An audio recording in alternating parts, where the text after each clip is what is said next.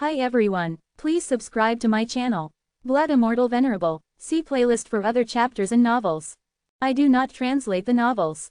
Credits goes to original translator and author of the novel.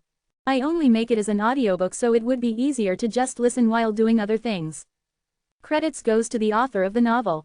I convert stories to audiobook for mental health, for multitasking purpose, for accessibility and time saving. Listening to audiobook is also beneficial for people who have disability. It improves our listening skills and improve our English comprehension, vocabulary and other things. So, thank you for listening. Thank you and thank you very much for your support. Chapter 1501, The Golden Rock. Now, Zen's steps were as light as they had never been before. When he first entered the territory of the collapsing mountain race with Laquisha, he was incomparably shocked, seeing the collapsing mountain people moving freely on the giant silver boulders. With his half a year of experience in this place and after absorbing the strength source, the gravitational force had become nothing to him. Swoosh, swoosh, swoosh. Having lived on the sacred spring mountain for many years, the monstrous badgers had absorbed quite a bit of strength source. 3 monstrous badgers as large as barbarian cows pounced on Zen. The power within them was by no means small, even Tegan couldn't help but take a few steps back upon witnessing the scene. He had placed all his hopes on Zen. While he wasn't certain about Zen's strength since the latter had only been in the collapsing mountain race for a short time, he had still absorbed so much strength source. After shifting his posture, Zen took a step forward. Before entering the sacred spring mountain, his every move was incomparably clumsy. It was difficult for him to cross over a distance of 20 to 30 feet, it was like he had fallen into some invisible quagmire. Now, the gravitational force had no effect on Zen. His punches were unbelievably fast. Pop, pop, pop. Each the size of a raging bull, the 3 badgers froze midair before bursting apart. Their skin, flesh, and bones were busted until finally, they dissolved into blood and fell to the ground before Zen. These badgers were considered to be at the top of the food chain at the bottom of the mountain. Once, they had surrounded and captured the collapsing mountain people, including even some warriors from other clans. But never had they thought a human's strength could be so terrifying. As they wailed in agony, the rest of the monstrous badgers dispersed. How could they stay and face Zen after that? Impressive. Tegan took a deep breath. Thinking of how Zen was treated in the collapsing mountain race, Tegan wasn't initially convinced of Zen's strength. And it wasn't just him, even the other warriors and clansmen weren't accepting it. As far as they were concerned, Zen was merely relying on his natural talent, being unafraid of fire, to swindle resources from the collapsing mountain race. Whether or not he could really help the collapsing mountain race was a big question mark. But now, Tegan saw it with his own eyes, he was truly convinced that Zen wasn't the same as the other foreign warriors. Rubbing his fists and curling the corner of his mouth, Zen called him over. Let's go. With a nod, Tegan followed him. The huge cave sloped upward. Along the way, Zen encountered a few strange beasts. But according to Tegan, these strange beasts weren't particularly powerful. They could actually be considered lucky. Gradually, the ground rose as they reached the middle of the mountain. Many holes suddenly appeared in the surrounding area, all of which were connected to the densely packed caves at the sacred spring mountain. Regardless of which path was chosen, one would eventually come out of the hole and leave. Many warriors tossed and turned in the sacred spring mountain. Finally, they had managed to absorb a considerable amount of strength source. Then, they all left and gathered with Zen's group. After about 5 minutes of walking, the road ahead of them grew brighter until a huge mountain pass finally came into view. At the entrance, Chapman stood with his arms crossed. Behind him were numerous collapsing mountain people, all of them had been waiting a long time. Warriors who could leave the mountain safely were able to pass the collapsing mountain race's coming-of-age ceremony, which signified one's maturity. How was your journey? Every year, there'd be some warriors who had a great harvest. But the luckiest warriors were those of the collapsing mountain race. Unless they encountered an especially lucky chance, warriors of other races would have poor harvests. This time, Chapman was feeling concerned about an outsider. The place he was bringing Zen to was all too dangerous. So he could only hope that Zen would grow as much as he could. Not bad, Zen faintly nodded. Originally, Tegan wanted to inform others of the secrets they found in the cave. But on the way, Zen had quietly warned him of some sort of magical power from within the cave. It was probably controlled by some kind of creature that wanted the secrets to remain hidden. There was an itch in Tegan's heart, but he knew that Zen had a point. The 8-diagram ball was eventually returned to the original spot. If he just casually revealed such a secret, would it bring great trouble to the collapsing mountain race? So Tegan decided to hold it in. Before Zen could give Chapman a reply, a collapsing mountain warrior suddenly laughed out loud. "Ha ha, Uncle Chapman, I soaked in a pool of strength source." Oh, Chapman's eyes flashed. The pool of strength source suddenly began raining down on me. Even I was stunned, but in the end, I could only absorb a small part of it, the rest of the race merely sighed. A pool of the strength source is being poured. That's because the gravitational force of the strength source has been flipped over. Something seemed to dawn on him, and Chapman looked excited. Such a situation rarely happened in the sacred spring mountain. What's so amazing about that? A small stream just poured over me in my journey. There was so much strength source I couldn't digest, a warrior of another race sneered. In truth, as they walked forward, they weren't able to interact with each other. In the beginning, everyone thought they had chanced upon a fortuitous encounter.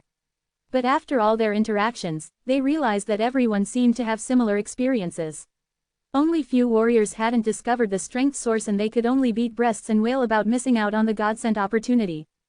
After hearing everyone's chatter, Chapman finally understood what was happening at the sacred spring mountain. It was as if after they stepped into the mountain, the gravitational force was greatly disturbed, causing many warriors to get tossed about. Also, because of this, the strength source that was too far out of reach had suddenly been poured down. In the past, only a few warriors could obtain such a lucky chance. But this time, it was so common that most of the warriors had discovered the strength source. Many of those who had gone through the coming-of-age ceremony before and those who hadn't yet gotten the chance to participate had envy growing in their eyes.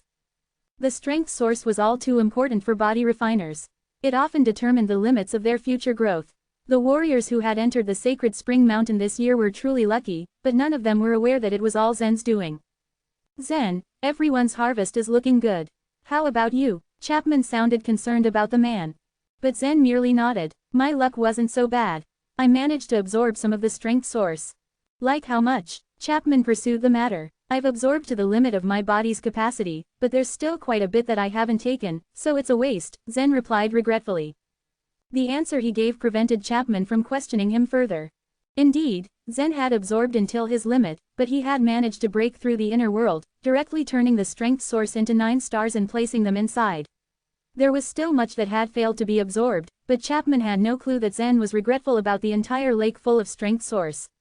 Even if a true god submerged in it, they probably wouldn't be able to absorb it completely. "Very good, everyone, you've received the favor of the sacred spring mountain. Follow me." With an understanding nod, Chapman called everyone over. After passing the sacred spring mountain, many warriors had to undergo the collapsing mountain race test. After that, if the warriors from other races wanted to continue their cultivation here, they could choose to join the collapsing mountain race to go hunting. Of course, they could also choose to leave the race on their own. According to the results of the test, the collapsing mountain race would put the warriors into different teams. As they were out to face powerful strange beasts, during the division of labor, everyone's strength was fully taken into account. Under Chapman's lead, all the warriors began moving, returning to the collapsing mountain race. On the giant square stood a massive golden rock about 10 feet high. Under the light, it emitted a dazzling golden splendor as if it was pure gold. It was even more solid and heavier than the silver rocks on the grounds within collapsing mountain race. "They're back, Princess Royal," Kenan said as he watched the troops from a distance. In this sacred spring mountain test, Laquisha wasn't qualified to participate. Though she could stand up, it took everything for her to merely stagger forward. One could imagine how upset she was. "Has Zen returned?" Laquisha asked. She was well aware of the death rate in the sacred spring mountain. Usually, some unlucky individuals failed to return.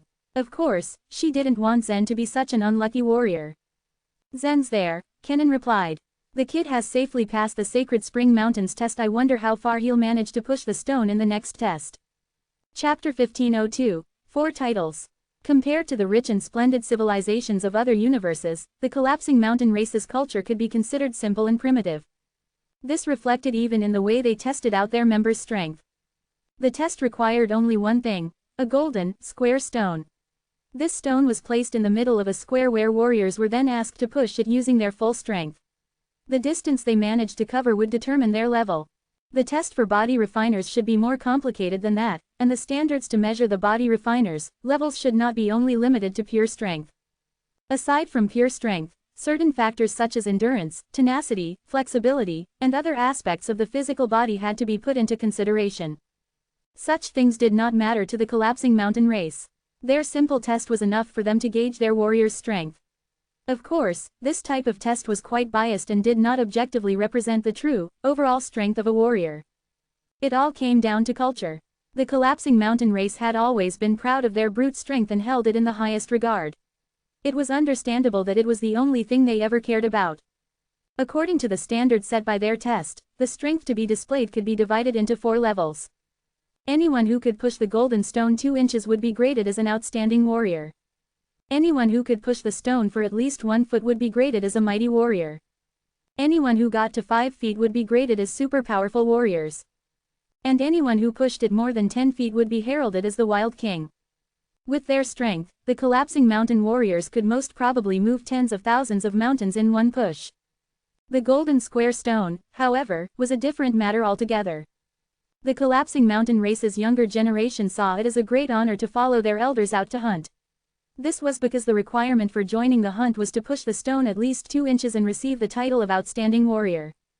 Not everyone managed to pass the test, which meant that the number of younger warriors that joined the hunt was less than 1/3 of their total population. The reason why this test was so difficult was that the gravitational force of the collapsing mountain race was extremely strong. The golden, square stone was equivalent to 100,000 mountains compressed together in weight. It would be extremely difficult to move it even a single inch, let alone to move it 2 inches. It was because of the difficulty of the test that there were only 4 levels to appraise the warrior's strength. Reaching the level of an outstanding warrior was already a great honor. The atmosphere this year was slightly different. Everyone, whether they were from the collapsing mountain race or from other races, carried themselves with an air of great confidence. There was only a small number of warriors that felt dejected, and they were the ones who failed to find any strength source during the trek inside the sacred spring mountain. The others, on the other hand, eagerly rubbed their hands together in excitement. The goal was not just to get the title of outstanding warrior, but to push it to the limit and attain the mighty or even the super powerful warrior title. Laquisha, with the support of Kenan and a few others, sat on a soft stool placed on the side of the square. This gave her the best view of the oncoming tests. Chapman, on the other hand, took 2 steps forward and jumped on top of the golden square stone. He then held out a long list of names. Jaunty. First on the list were the collapsing mountain warriors. Jaunty slowly went forward. His expression didn't look too good, since he was one of those unfortunate warriors who failed to find any strength source back in the mountain. He had been relentlessly tortured by the gravitational force inside the sacred spring mountain and had failed to obtain any strength source for himself. Not only that, but he also chanced upon an area filled with protruding stalagmites. If not for his vigilance, then he would have already died. It was understandable for Jaunty to be reluctant to take the test. He hadn't improved his strength at all, so he already knew what the results were going to be. However, he couldn't go against the leader's order. He had no choice but walk gloomily towards the golden stone the moment Chapman called out his name.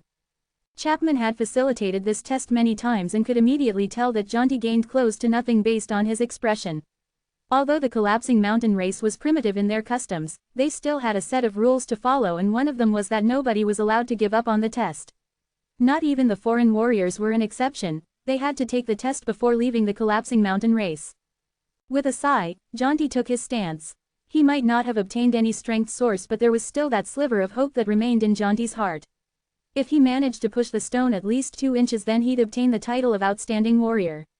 There had already been excellent warriors who managed such a feat despite never setting foot in the sacred spring mountain. Jaunty took on a horse stand and tightened his muscles, coordinating his body to reach its peak condition.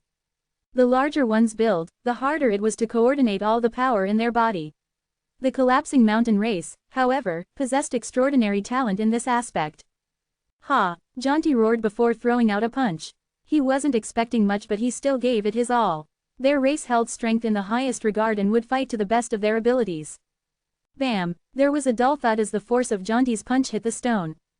Despite his best efforts, the stone stood in its place and hadn't moved a single inch. Chapman, who had been sitting on top of the giant golden stone this entire time, announced the result. Jaunty, out! Jaunty's face darkened. He already knew this was going to happen, but he still had a bit of hope. He lowered his head and walked to the side where his family members were already waiting with consolations. He still had time and would surely grow stronger in the years to come.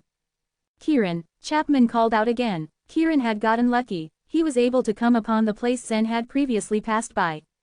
That pool of strength source poured down just as he arrived and he managed to absorb a lot of it. His strength was in a saturated state. As soon as Chapman called his name, he leapt out excitedly.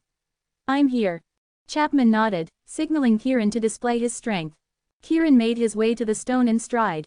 He cupped his hands at Chapman and revealed a face brimming with confidence.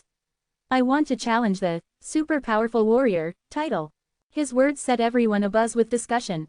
How conceited. There hasn't been any warrior who's won the super powerful warrior title for 13 years now, right? It's different this time. Back then, it was already enough to obtain a couple of drops of strength source, but this time, there are many warriors who manage to get their fill. It's possible, but the younger generation's physical bodies have their limits.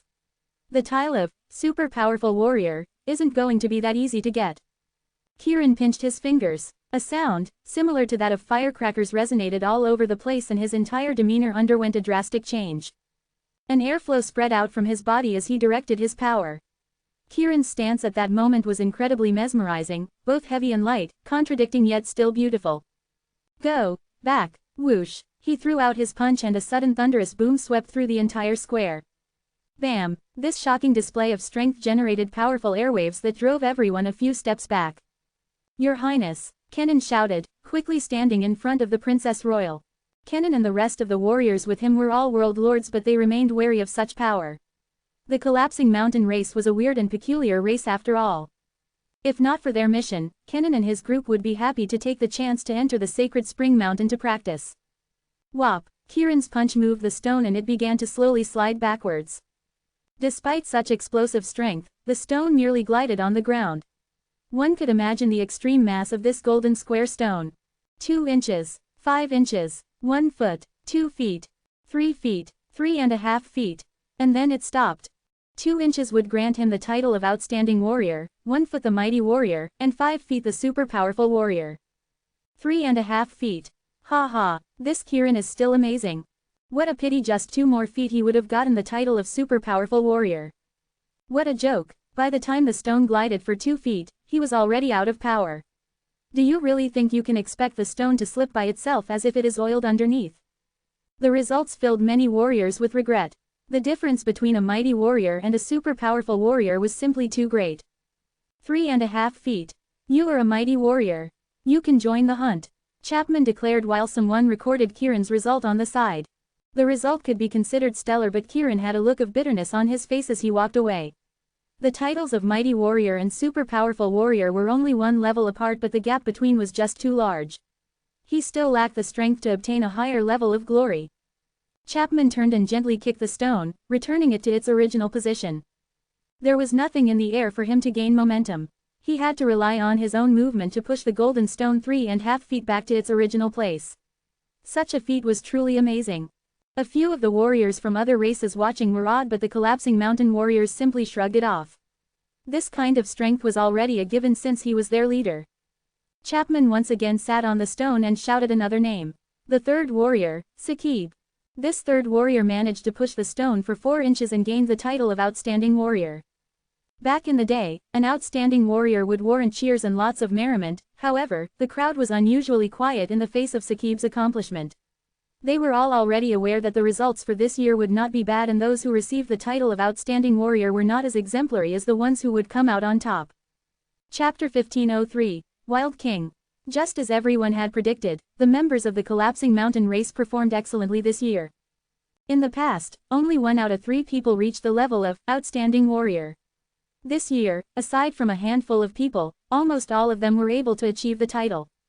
Some of them even reached the Mighty Warrior level.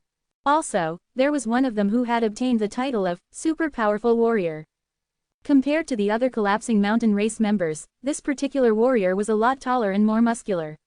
The amount of strength source he had absorbed was far more than that of the average race members, which was why he was able to reach such title. When he punched the golden rock, it shook and slipped at a distance of 5 feet and 3 inches. This was impressive to most. Many years had passed since the last super powerful warrior appeared for the collapsing mountain race. When Chapman announced his title, all members immediately burst in applause and excitement. A warrior with his title was likely to become leader of the collapsing mountain race in the future. Although this test could be considered crude, it remained significant to every participating member. After all the collapsing mountain warriors completed their tests, it was time for the other races to begin. Chapman was unshaken. He always knew that the outsiders would outdo the collapsing mountain race. The collapsing mountain race always had a great advantage over strength. The members' bodies were far more superior to that of others. However, the body refining systems of non-collapsing mountain warriors were more advanced. Their bodies might not be as physically strong, but they had the ability to unlock their path platforms. Those who could unlock their 8 path platforms absorbed larger amounts of strength source. In the past, the amount of strength source was always limited. But because collapsing mountain race walked into that mountain before others, they garnered much more strength source than others. This year, the situation at Sacred Spring Mountain changed. The collapsing mountain warriors weren't the only ones who had obtained sufficient strength source. Warriors from the other races apparently harvested more than enough as well. Foreign warriors used their cultivation methods to take advantage of the same strength, making it easier for them to surpass collapsing mountain race. Theodore. Chapman called out the name of the first foreign warrior. Someone moved away from the crowd. It was a skinny old man. He was less than 5 feet tall, and resembled a dwarf as he stood in front of a group of collapsing mountain warriors. Hunched over and stick-thin, the old man slowly walked up to the rock and lightly nodded at Chapman. As he approached, he stretched out a bony hand, gently stroked the golden square rock and then tapped his thumb on it. It was as if what lay in front of him was not just a heavy rock, but an exquisite antique. This precious thing, a magic golden stone. How rare, he smirked. I'm sure it would cost a lot at the Divine Land. Sir, would you mind selling it to me? Theodore teased. Cut the garbage, Chapman responded. Just finish your test and get the heck out of here. Many precious rocks surrounded the collapsing mountain race. The giant silver rocks, for example, were known as silver astral stones. This kind of stones could be considered a rare, precious item. In the past, after some warriors from the other races entered the Divine Refinement Forbidden Land, they made all the effort to steal the silver astral stone from them. Although these rocks were extremely difficult to destroy, people used acid to dissolve the rocks and then carried them to the outside world. In these times, the collapsing mountain race suffered a great loss. These occurrences angered every collapsing mountain member. They killed thieves as a warning to the others, and warriors from other races condemned the actions as well. In the end, fewer and fewer people dared to covet the precious rocks. Aside from the silver astral stones, the collapsing mountain race also had a small amount of magic golden stones. The rock resting under Chapman's feet was the largest one of all. The magic golden stone was much heavier than the silver astral stone, so it was more rare, and even more precious. However, it was impossible for any ordinary warrior to take such a great treasure. Even top-quality space rings would be crushed at an attempt. Still, some warriors fantasized about buying it. Chapman refused quite a number of people, and everyone knew that he wouldn't agree with this old man, either. Theodore didn't mind Chapman's unfriendly tone at all. He only chuckled before taking a small step back. With a slight tremble of his body, his shirt turned to dust. A portion of his torso turned into a dark, blackish color. As the form intersected into a sleek figure, it formed a dragon-shaped pattern. This dragon had a strange shape. Its body circled around the old man's back and spiraled up his chest, while the dragon head appeared on his face. Sinful dragon cultivation, Chapman raised an eyebrow. Although the collapsing mountain race never practiced foreign cultivation methods, it did not mean that they were completely ignorant. Laquisha sat upright in her chair and noticed the little old man's cultivation method. She sneered and said, "I know where he is from." Kenan nodded in agreement. "I think you're right, he must be from that place. They've sent quite a few people down recently." "It's no use, though," Laquisha said, shaking her head. Kenan agreed and said, "As long as it's somewhere the Holy Emperor can see, it's doomed to destruction. This is useless as it is." After the dragon was completely formed, 2 red dots suddenly appeared on the old man's cheeks, right where the eyes of the dragon would be. In the same moment, an extremely ferocious aura burst out from the old man's body. Theodore used a knuckle of his hand to heavily strike at the golden rock in front of him. Everyone heard a snapping sound. It resembled a crisp sound of the old man's finger breaking. He made a motion, pushing the rock with just his knuckle. This guy also had a good harvest at the Sacred Spring Mountain. He just formed the shape of a sinful dragon. Check out that strength. Someone gasped. "Be quiet. It's said that people from that place are all unreasonable. It's better not to provoke them." Another said. But can he really push the rock with only one finger? Just as everyone was debating in whispers, a violent vibration came from the golden rock. Within seconds, it began to slide backwards continuously. Rumbling, it moved on the ground quickly. But did not stop. It moved from 3 feet to 5, and kept on going. Boom! With a loud bang, it stopped at the scale of 8 feet and 3 inches. A super powerful warrior. The first foreign warrior is a super powerful warrior. Why do so many foreign warriors possess insane strength? The faces of the collapsing mountain warriors darkened. They weren't happy with what just happened. Every race would wish for their own warriors to be stronger than others. In fact, all the races in the 6 sacred places of the divine refinement forbidden land had been born with an instinctual resistance towards foreign warriors. They were displeased to see others taking advantage of the resources in their homeland. This was like a sect that gave away its most precious resources and inheritances to others after years of development. Such a thankless feat was no different from that of an idiot. However, this was the divine refinement forbidden land. All of the rules here were set by the races, ancestors, and even Chapman didn't have the power to change them. He could only strive for the greatest advantages of his race. The old man stretched out his hand to rub his knuckle. With a proud expression on his face, he slightly nodded to the surrounding warriors and then stepped back into the crowd. Despite his resentment, Chapman still remained calm and composed on the surface. He announced the name of the next foreign warrior with the same cool, collected voice. One by one, the warriors from the other races completed their tests. Things were just as Chapman had expected. Warriors from other races displayed their strengths to the fullest potential, almost all exceeding the collapsing mountain race. Most of them could push the golden rock 1 foot away and obtain the title of Mighty Warrior. Another few warriors pushed the rock over 5 feet away and obtained the title of Super Powerful Warrior. As it was known, the Super Powerful Warrior was a very rare title. Even Chapman himself had only been a super powerful warrior in the past. Surprisingly, this title wasn't too difficult to obtain among the foreign warriors. There were more than 10 of them who were able to win the title, and one of them had even pushed the golden rock 9 feet and 3 inches away. Another 7 inches and that warrior would have obtained the title of a wild king. All warriors who were titled as a wild king enjoyed special privileges in the collapsing mountain race. The last person who had achieved this was Pascal, Laquisha's elder brother. Chapter 1504, Expectation. Pascal also had a great opportunity to obtain a lot of strength source. More importantly, the cultivation he developed was quite special as it allowed him to unleash all his strength in just one punch. The moment his fist hit its target, Pascal's body lost its strength and he fell on the ground. The golden square stone was a good 140 feet from its initial place and it had taken all of Pascal's strength to move it. Back then, such distance was enough to place the warrior within the top 10. After obtaining the title of Wild King, Pascal chose to remain in the collapsing mountain race to train. Once, the hunting team ran into trouble and after their leader died, Pascal had single-handedly led the team to safety. Later he became the leader of the collapsing mountain race. It wasn't easy becoming the leader, especially since he was an outsider. Many of the collapsing mountain members weren't willing to be ruled by a foreigner. And even though Pascal had made big contributions to the collapsing mountain race, a lot of them still disliked him. Outsiders, after all, were inferior in the eyes of the collapsing mountain warriors even if many of the martial artists came from the divine land. It was only natural that they didn't wish for a wild king to appear as it would most likely just result in another outsider becoming their leader. It was a good thing there were a lot of warriors who got the title of super powerful warrior, but ultimately, not a single wild king had appeared. Chapman turned a page in the list of names with his big hand and with wide eyes, he shouted, Zen Luo. Once his name was called, everyone's eyes immediately fell on Zen. He had been waiting in the crowd for a long time. Earlier on, when Laquisha first brought Zen to the collapsing mountain race, he had also attracted a lot of attention.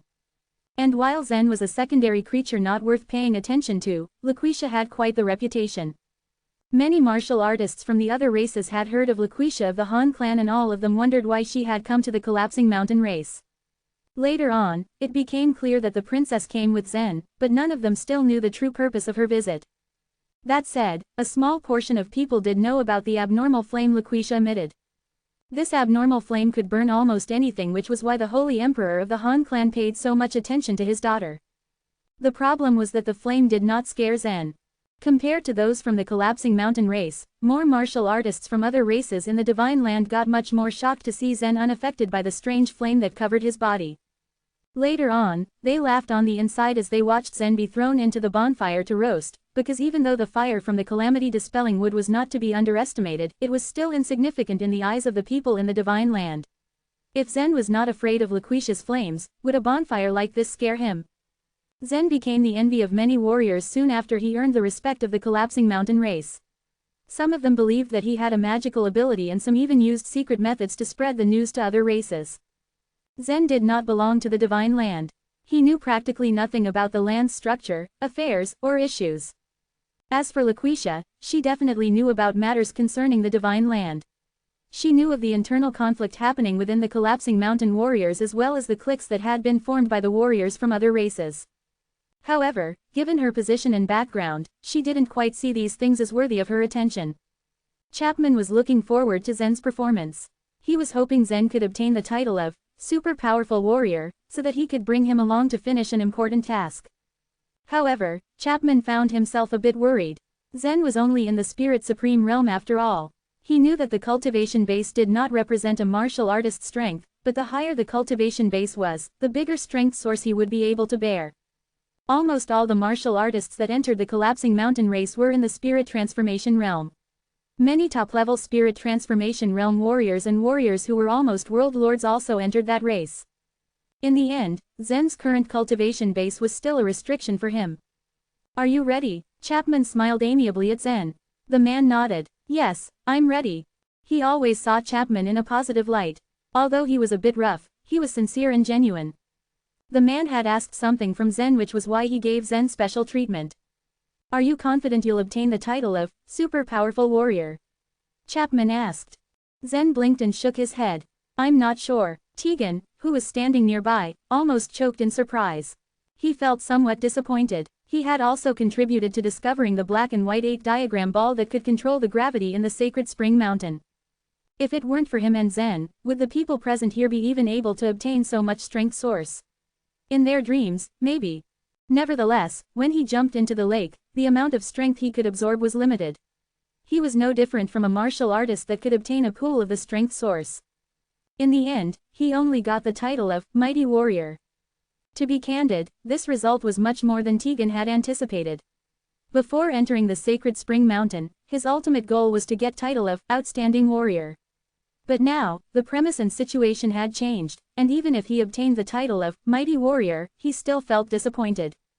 But the sight of Zen absorbing a great amount of strength source from the lake was still very much fresh in his mind. Even now, he still couldn't figure out where Zen had transferred and stored the strength source. It was impossible for him to keep so much strength source alone. Is Zen really not confident he can obtain the title? Tegan eyed Zen with disdain. The man didn't even blink when he lied. And what was the point of lying anyway? Zen had already shown strength that exceeded his when he pushed the stone door. However, Chapman remained calm when he heard Zen's answer. After being with Zen for half a year, he roughly understood his personality. "Please," he said with a wave of his hand.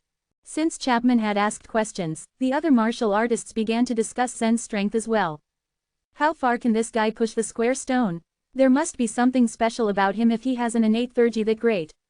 If he absorbed enough strength source, I think he'll be able to push the stone for 5 feet.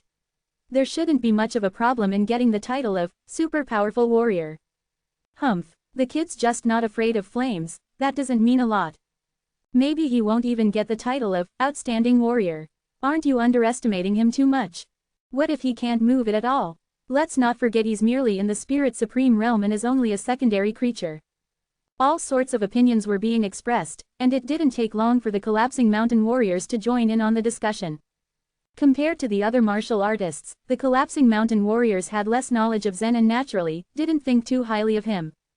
This guy's body is so small, and my arm's thicker than him. Bet he won't be able to move the square stone for more than an inch. I know, still, this guy is useful to us. I hope he performs well. Tegan's lips trembled upon hearing these words. It looked like Zen might even obtain the title of Wild King. However, given the difference between his and his friend's perspectives, it would be best not to say anything at all. "Kenan," Laquisha called. "What do you think?" "It's hard to say." Kenan shook his head. LaQuisha blinked. What do you mean? LaQuisha paid so much attention to Zen, so Kenan and the others also did the same. But even as they watched Zen progress at an incredible speed, they still could not figure out why this was happening and why Zen had been able to withstand LaQuisha's flames. Those flames were unstoppable, and only true experts would be able to extinguish them. And even then, it didn't mean that the experts did not fear the special flame. However, being fireproof did not determine Zen's actual strength, which was why Kenan decided to tell LaQuisha a safe answer. The princess, however, wasn't really expecting an answer, but she was still full of anticipation. She didn't expect Zen to surpass her brother, but she hoped he would at least get the title of super powerful warrior. But there was no point in discussing it now. Zen was ready to go. He was like an iron tower, standing in front of the golden square stone. With his fists clenched tightly, Zen stretched out his arms. His eyes gleamed and he looked absolutely intimidating as his whole being radiated with strength and confidence. Chapter 1505. A visible indentation on the stone. Previously, whenever Zen threw a punch, he summoned his strength in 2 stages.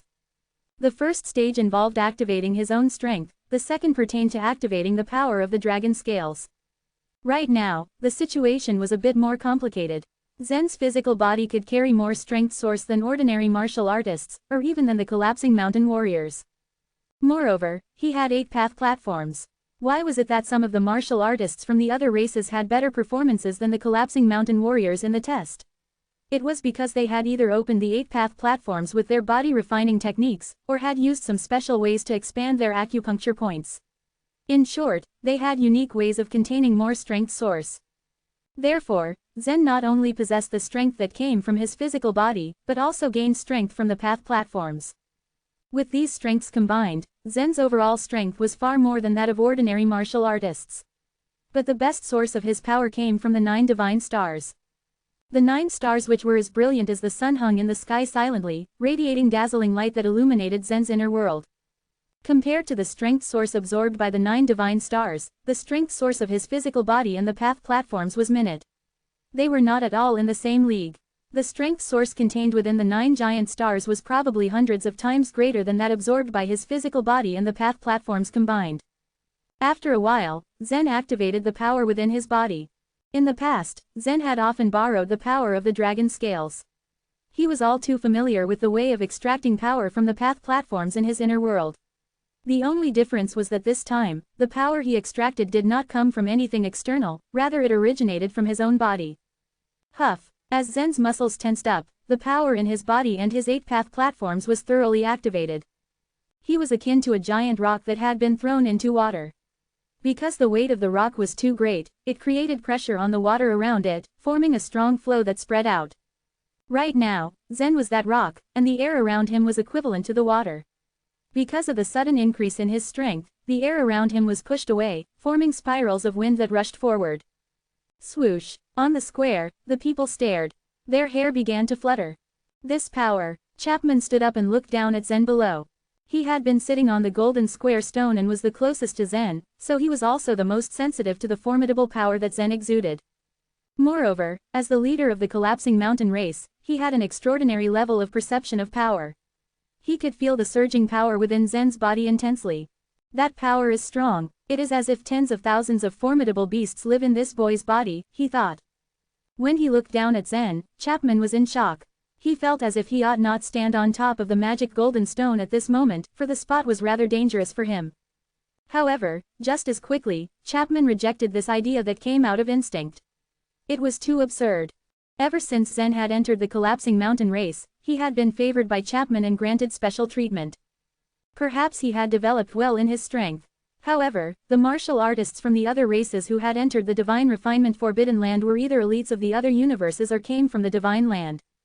Zen was excellent, but he was not at the top among the lot. Of course, that was only true when one did not consider his talent of being immune to flames. After entering Sacred Spring Mountain, Zen had indeed improved by a large margin. However, even after having too much strength source, he was unable to absorb it all. To be able to absorb 20,000 to 30,000 drops was a feat quite astonishing. It was impossible for Chapman to know that the strength source that Zen absorbed could no longer be measured by drops, for he had already absorbed almost half of the lake. Your Highness, I can now make a judgment of his strength, Kenan said, unable to move his eyes away from Zen. A strange light flashed in Laquisha's eyes. No need of your judgment. Ha, so now you believe me. Are you talking about the soul-suppressing cliff? Kenan's expression froze. Laquisha nodded with a face full of gratification. Ruminating on the past time when she had been miserably lying on the ground paralyzed, she figured it had been all worth it. It's still impossible, Kenan replied, shaking his head. The soul-suppressing cliff has some ways of entering, but it's incomprehensible that someone could break in with mere brute force. The warriors in the Divine Refinement Forbidden Land are unable to do that. Even your brother couldn't do it back then. Yes, my brother couldn't do it. But what if Zen surpasses my brother? Laquisha asked again. Kenan did not know what to say to that. He could feel the momentum of the strength that Zen activated grow stronger by the second. The power was so outrageous that it stunned him. The audience, who had been talking non-stop, fell silent at this display. Even before Zen threw out this punch, they had conviction in their hearts. The boy's strength probably far surpassed that of all the previous martial artists. The small old man known as Theodore was particularly enchanted by this display of power. His eyes, the size of little soybeans, glittered brightly as if he had discovered a novel treasure. Whoosh! Zen's punch was slow. He was able to utilize the power within his physical body and the power within the path platforms with ease. However, this was the first time he had used his inner world to summon the power contained within the 9 stars. In the past, Zen had only extracted life vitality from his inner world, and later, he had taken out his chaotic energy. However, this time, the strength was too much. He had to be careful. This test did not have a limit on time in any case. Slender colorful ribbons escaped each of the 9 stars and started to gather above Zen. 1/20th. In the span of a few seconds, Zen had extracted a 20th of the strength from the stars. Although it was only a 20th of the share, the power was beyond Zen's imagination. He did not dare continue extracting further. What slightly surprised Zen was the way the power of the 9 stars operated. The power was unique. It did not flow through Zen's veins, muscles, or bones. It seemed to come directly from the distant space and could be directly controlled by Zen, whichever way he wanted and however he wished. If I can turn this power into a fist, won't I be able to make it appear anywhere on my body? Zen wondered. What Zen did not know was that this was one of the methods of holy beings. In the Divine Land, it was known as the Cross-World Theurgy. For martial artists below the level of the holy being, including many true gods, their inner worlds existed within their own bodies. But the inner world of a holy being was, in truth, placed around the Divine Land. It was like a large boat with many small boats loitering around it, each small boat representative of an inner world. But no matter how far a holy being was from a universe, it only took a single thought for him to use its power. This seemed like a type of space law, but it was an existence that far surpassed it. This was because distance still existed in space. It seemed like that there was a distance between a holy being and the universe he or she built, but in reality, there was no actual distance whatsoever. This was why some true gods referred to it as cross-world theurgy. Zen's inner world was different from that of the holy beings. It had been formed somewhere in the chaos, still quite a distance away from the Divine Land. If he extracted the power from his inner world now, the power within his inner world would follow Zen's wishes and appear wherever he wanted. It was something that Zen had figured out himself, which was why he was somewhat astonished. 1/20th of the power of the 9 divine stars was gathered in the spot half an inch before Zen's fist, turning into an invisible glove that wrapped itself around his right arm. At this moment, the onlookers felt as if all of that power had originated from the fist. They wondered if Zen had practiced a special fist technique and gathered all of his power into the region in front of his fist. Even the martial artists of various races from the Divine Land similarly could not readily ascertain what was happening. The thought that Zen was able to display the cross-world theurgy of holy beings did not enter their heads. In an instant, Zen's punch landed right in front of the magic golden stone.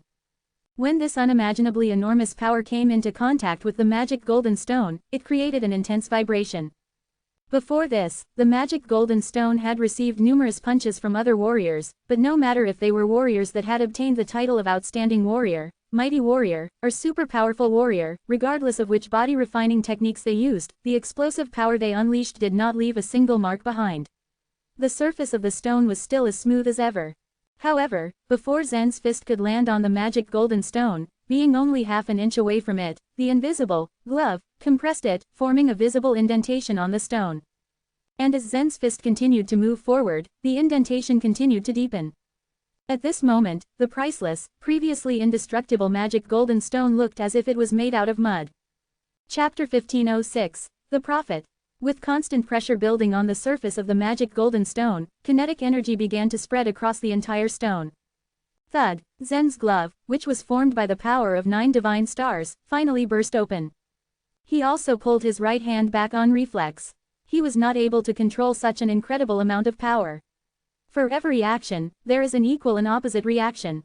When he brought his fist down on the magic golden stone, there would be quite a strong reaction. However, this reaction force was not aimed at Zen's body. After all, there was still half an inch between his glove and his fist. If this reaction force landed directly on Zen's fist, his right arm would have shattered from the impact. As he quickly retracted his fist, his body swayed slightly. He let out a breath of air. This kind of power was terrifying, and it wasn't easy for him to control it. He had to be very careful, as he was playing with fire. Chapman was shocked to see the extent of Zen's power on the rock. Suddenly, his legs felt like jelly. He was trembling from the shock. He was quick as lightning. He suddenly leapt off the magic golden stone and flipped up in the air using strength. Then he landed firmly on the ground. The moment his feet touched the ground, he saw the magic golden stone shoot forward at high speed. Whoosh! When such a large mass moved at such alarming speeds, there were bound to be changes in the atmosphere. The magic golden stone was extremely heavy, and as it hurtled through the air, fist-sized cyclones were formed, which went spiraling off in different directions. Even the surface of the square, which had been paved with silver astral stones, produced deep dents because of the magic golden stone's movement. Based on this, one could fathom the amount of power that Zen was employing. 1 foot, 10 feet, 20 feet, 30 feet, 40 feet, 50 feet, boom, a loud bang was heard. A building of the collapsing mountain race was 50 feet away from where the magic golden stone was originally standing. This building was also built from silver astral stones. Since its construction, it had been used to store all sorts of beast bones and blood. Almost all the blood grooves in the square were gathered there. A strong inertia boosted the magic golden stone forward, directly smashing into the building. Boom! The entire building, which was made of silver astral stones, crumbled to a heap with a loud crash, completely engulfing the magic golden stone. Zen was in a state of shock when he saw the damage caused by his punch. He remained rooted to the spot. He thought to himself, this is bad. I used way too much power. This was the first time that Zen had used the power of the 9 divine stars. He was unable to manipulate the power properly, or rather, he didn't know how much power was contained within the 9 divine stars. He had only used 1/20th of the power, and it wasn't much in his eyes. But he did not think that it would bestow such explosive strength on him. The most important thing was that the power of Zen's punch was tilted downwards. Therefore, there was a lot of friction between the magic golden stone and the silver astral stones on the ground. If he had punched upwards, the magic golden stone would probably fly away into the unknown. This scene astounded Zen himself, so naturally the bystanders were as dumbfounded. The stone was blocked by the building, so it could only slide a maximum of 50 feet forward. If the building had not been there to obstruct the stone's path, how far would it slide? 1,000 feet, 2,000 feet. Honestly, it didn't matter how far the stone could go.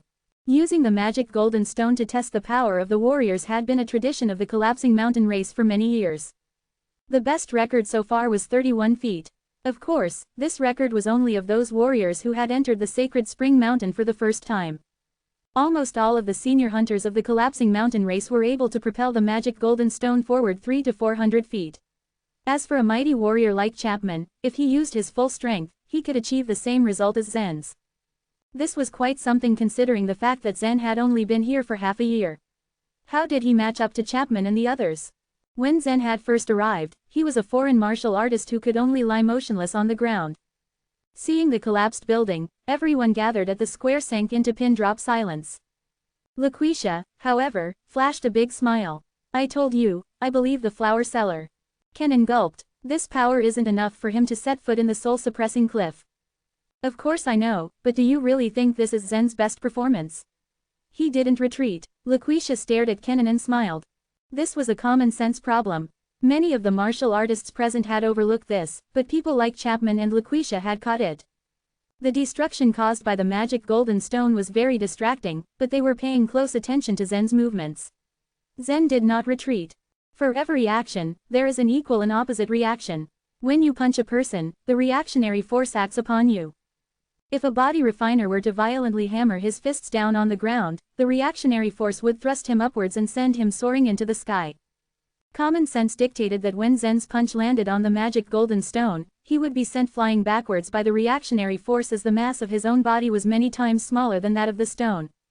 However, Zen was able to stabilize his body, and the only effect of the reactionary force on him was a slight sway of his body on the same spot. Chapman and Laquisha felt that Zen still had some strength left in him, which was why he was able to withstand the force. But after chewing on this theory for a while, they realized that it didn't make sense. Even if Zen's remaining strength was enough to resist the reactionary force from the magic golden stone, his physical body probably wouldn't be able to withstand it. And if Zen's body was terrifyingly tough, then he should have made 2 deep footprints in the ground paved by the silver astral stones or broken some of the silver astral stones. The problem was that neither of these things happened. The reactionary force seemed to have simply disappeared in his case, and he remained unmoved like a rock. The others were unable to solve this mystery, but they had to face the reality in front of them at the same time. I don't know why Zen hasn't retreated either. Kennan's mind was reeling as he couldn't figure out what was going on. Then don't make statements that Zen isn't powerful enough to set foot in the soul-suppressing cliff. Laquisha's lips curled up as a proud expression appeared on her face. Kennan was helpless. He turned around and looked at the few people behind him. The world lords, too, had helpless looks on their faces. Just like Kennan, they were both shocked and confused. How did you do it? Chapman asked Zen directly, not bothering to hide his curiosity. Zen's performance had far exceeded Chapman's expectations. In fact, Chapman was feeling threatened. He had originally hoped that Zen would grow as fast as he could by obtaining as much strength source as possible in the sacred spring mountain. However, Zen's performance blew his mind, shattering all his preconceived notions about Zen. Even though Chapman was a reliable and straightforward man, he still found it hard to accept it. You mean how I shoved the rock out? Zen asked. He too was vexed, and could only come up with some lame excuse to explain his strength. He did not expect this to be Chapman's concern. Chapman shook his head and said, "No. I want to know how you were able to hold your position and not retreat." I didn't retreat." Zen was taken aback for a moment, but then he immediately cursed in his mind. He had withdrawn his fist just in time to avoid the counterforce from the glove. Therefore, the reactionary force was greatly reduced due to the fact that he did not come into direct contact with the rock. In this case, his performance was way too calm and casual. If he had known that this would happen, Zen would have retreated several thousand feet before stopping. That way, the others wouldn't suspect him. I've practiced some theurgy that allows me to transfer the power out of my body. That is why I didn't retreat, Zen answered. It was not lie. Indeed, he had used the power of the 9 divine stars and turned it into an invisible glove. Chapman was not one to fall for it at all. He only said, "Each age brings forth new geniuses. You are indeed a genius." The serious expression on his face suddenly changed. He became amicable as he smiled and added, "Congratulations. You've broken this record and obtained the title of Wild King. You can join the Divinity Hunt Squad now." If one wanted to be a Wild King, one had to push the stone 10 feet away. Zen had already pushed it to a distance of 50 feet. Unfortunately, the collapsing mountain race only had 4 titles and there was no higher rank. At this point, 2 children from the collapsing mountain race quickly walked over. After bowing at Chapman, one of the children said, "Come with me, Zen. The prophet wants to meet you."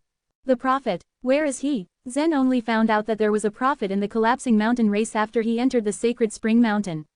He had been here for half a year and had never once seen him before. Chapter 1507, The Divine Refinement Forbidden Land's Secrets. After Zen left, the entire square started to discuss the matter. The most enthusiastic warriors were probably the ones of the collapsing mountain race. On the contrary, the foreign warriors did not say a word. The foreign warriors came from all sorts of races, from different universes or the divine land. They had been paying attention to Zen, as the special way he was treated by the collapsing mountain race made them jealous. This special treatment certainly did not make any difference for the martial artists from the divine land. The fine warriors of the divine land had only one goal, to obtain the strength source. They were not interested in the fact that the warriors of the collapsing mountain race were able to refine their bodies by singing songs and devouring the flesh and drinking the blood of beasts of all sorts. The divine refinement forbidden land was really marvelous, but after all, it was created by a holy being, and that was why it couldn't be compared with the divine land. The divine land was the unexcelled world of real values in their eyes. This was the reason why every creature that was born in the divine land felt the right to call all the other creatures being born in other universes, secondary creatures.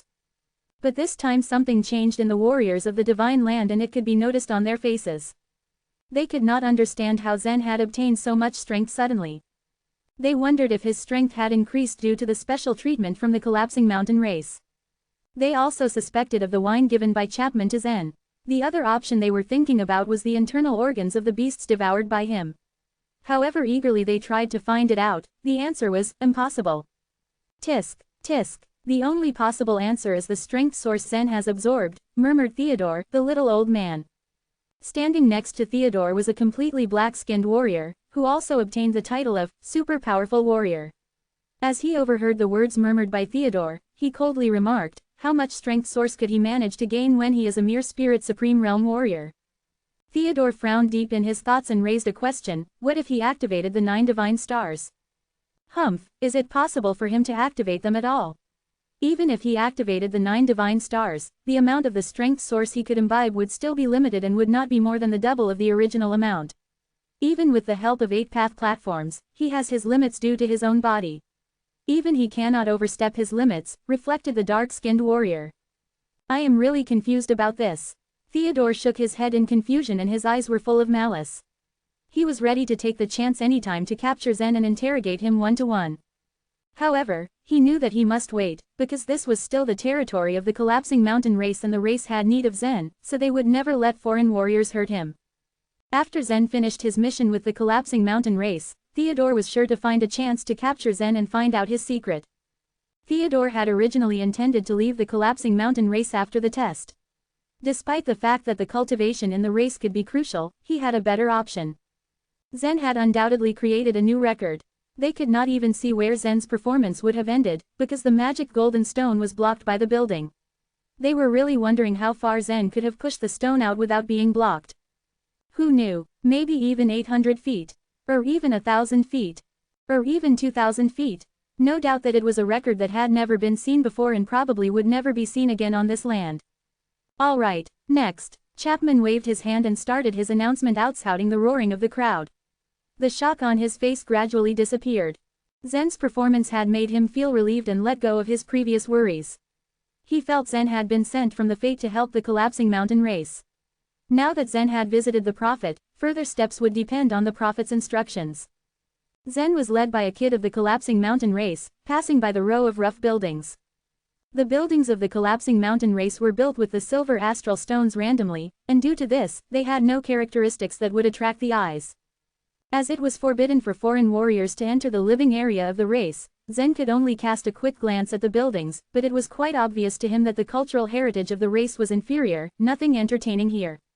No wonder the children of the race were so easily attracted to the gadgets used by the warriors of the other races. He followed the road among the residential quarters until he reached the end of the road where there was a tall building. Entering this building, Zen saw tombstones next to each other, made of silver astral stones. Is this building the burial chamber of the collapsing mountain race? Zen marveled, staring at the silent stones. After passing by numerous silver tombstones, he found hundreds of golden tombstones in the chamber, made of magic golden stones, exactly the same material he had pushed forward. The old man had revealed it to him that these magic golden stones were rare treasures, but all of them were used as tombstones. These were probably the tombs of previous leaders of the collapsing mountain race. There were only around 200 to 300 of these precious golden tombstones. After passing by the golden tombstones, Zen finally arrived at the end of the building, where he found a circular tent. The tent flap was opened, and a spotless white cloth was spread out on the ground, on which an abnormally tall and skinny old man was sitting. This old man clearly belonged to the collapsing mountain race too. However, he must be quite old, near his passing away from this world. It seemed that the 5 aging processes didn't exist in the divine refinement forbidden land. Perhaps this old man was already a dying one, but he was totally not filthy and his face and eyes were still brightened by spirit. Young man, please come closer. As Zen was approaching him, the old man urged him to come closer in a hoarse voice. Zen nodded obediently and stepped into the tent. The old man extended his skinny arm that looked like a bamboo pole, and pointed towards the side of the white cloth, showing Zen where to sit down. Zen sat down carefully, cross-legged and facing to the old man. After he sat down, the old man remained silent, and it made him confused, because he knew that this oldster was undoubtedly the prophet of the collapsing mountain race. He was the one who wanted me to come here, and now he doesn't say a word. Why is he doing this? Wondered Zen. Zen was sitting there patiently, still cross-legged and waiting for the prophet's action. After some time, he felt that his entire body got slowly relaxed. After that punch he had just thrown out, Zen had gained a new level of insight into power. Especially the power coming from his inner world. Now that he was able to turn that tremendous force into a glove, would he be able to transform the same power into a sword in the future? Even into a thin awl? It was such a pity that he couldn't try out his suspicions in front of this prophet, and could only restrain his desire. After a long time, the prophet finally started speaking. We are attached to the divine refinement forbidden land, and this land is attached to the divine land.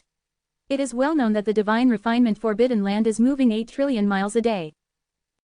Zen got slightly startled as he heard the prophet's words. The old prophet said slowly, the entire divine land is spinning with high speed and falling into the depths of the chaos. But we cannot feel it, even though we are inside it. After the prophet's explanation, Zen was still confused a bit. He was able to comprehend some of the prophet's words. He grasped that it did not matter if someone was in a universe or the divine refinement forbidden land. These places were the inner worlds of holy beings. The inner worlds of these holy beings revolved around the divine land that was also rotating at an extremely high speed. However, the warriors in the inner worlds did not feel the movements at all. For example, a star rotated, but the creatures on the star would not be able to feel this constant rotation of the star. But what did the prophet mean by falling into the depths of the chaos? The old man continued, all of the holy beings state that the chaos is endless. It doesn't matter how deep the inner worlds fall, they cannot fall to the bottom.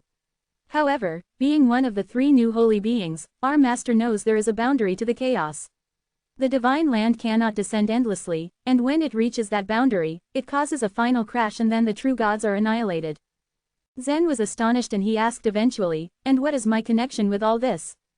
A smile appeared on the prophet's face and he said, there aren't many people in the divine land who agree with this view, but my master is one of them, so he gave up on building an entire universe and instead created the divine refinement forbidden land with all his might. At this point, Zen finally realized that the master this prophet mentioned must be the holy being who had built the divine refinement forbidden land. The strength source that Zen had been able to imbibe was also the strength source of that holy being. Other than you and me, no one from the collapsing mountain race knows about this matter, the prophet murmured. Our master hopes that his power will be shared among all the living beings and one day a mighty warrior could be born. He is hoping that this mighty warrior will be able to support the divine land and stop it from falling to the depths of chaos. Why are you telling it to me? Asked Zen, blinking his eyes. The prophet just smiled and gave a short answer. Because you have taken too much strength source. Chapter 1508. The third category. Upon hearing the prophet's words, Zen felt rather skeptical. In his mind and in his current state, the divine land was something very distant and abstract to Zen. As for what the divine land was going to face shortly, that was even less likely to have anything to do with Zen at all. Zen therefore felt very flat and uninterested while the prophet spoke. The words had little meaning to him. If something like that did happen, the true gods were still there. And then again, let's not forget the holy beings, who were even more powerful than any true gods anyway. Despite the little attention Zen spent on his conversation, the prophet's last sentence still made his heart skip a beat. Did he just hear what he thought he heard? Did this prophet fellow even know how much strength source he had recently absorbed? After all, the strength source came from the holy being's power. It was already amazing that a simple warrior, an ordinary martial artist had absorbed tens of thousands of strength source drops. It was more than just a considerable amount. This year, it was safe to say that the amount of strength source absorbed by any random martial artist was probably equivalent to what had been absorbed in an entire year in the past. When it came to Zen alone, he himself had absorbed as much as an entire third of the strength source. He had depleted the lake of strength source to near nothingness. And what if the holy being were to discover how much strength source Zen had truly absorbed? Was it too much and would he be asked to give it back? Feeling a little flustered now, Zen refocused his thoughts and convinced himself that such a thing would never happen. Within the sacred spring mountain sat a large lake brimming with strength source. Along with it one could find an 8-diagram ball that could reverse gravity, forcing the warriors who had entered this place to turn around and leave, back to where they came from. As mentioned by the prophet earlier, this should be the arrangement of his master. And seeing as he had already arranged it as such, it meant that the master didn't care whether or not warriors entered an absorbed strength source. The underlying problem here was that Zen had absorbed too much, for one martial artist alone. If this lake's strength source was a holy being's full strength, then Zen, having absorbed an entire third to himself, had taken much more than his fair share. It was then that the prophet noticed a trace of unease on Zen's face. The amount of strength source you've absorbed is strictly your own business. You obtained the strength through your own capacity and ability. My master doesn't mind. Zen stared for a brief moment, trying to read his expression. Then he asked, "Are you sure he really won't mind?" The prophet smiled. My master has divided the divine refinement forbidden land warriors into two categories. It doesn't matter whether they're from the divine land or from the universes. And what are these two categories? Zen asked. Simple. Those who are promising, and those who aren't, replied the prophet. Zen kept silent. This kind of classification was too general, and Zen didn't know what to say. He thought for a moment and then asked, "What category do I belong to?" The promising. The prophet shook his head briskly. "No," he said in a matter-of-fact tone of voice.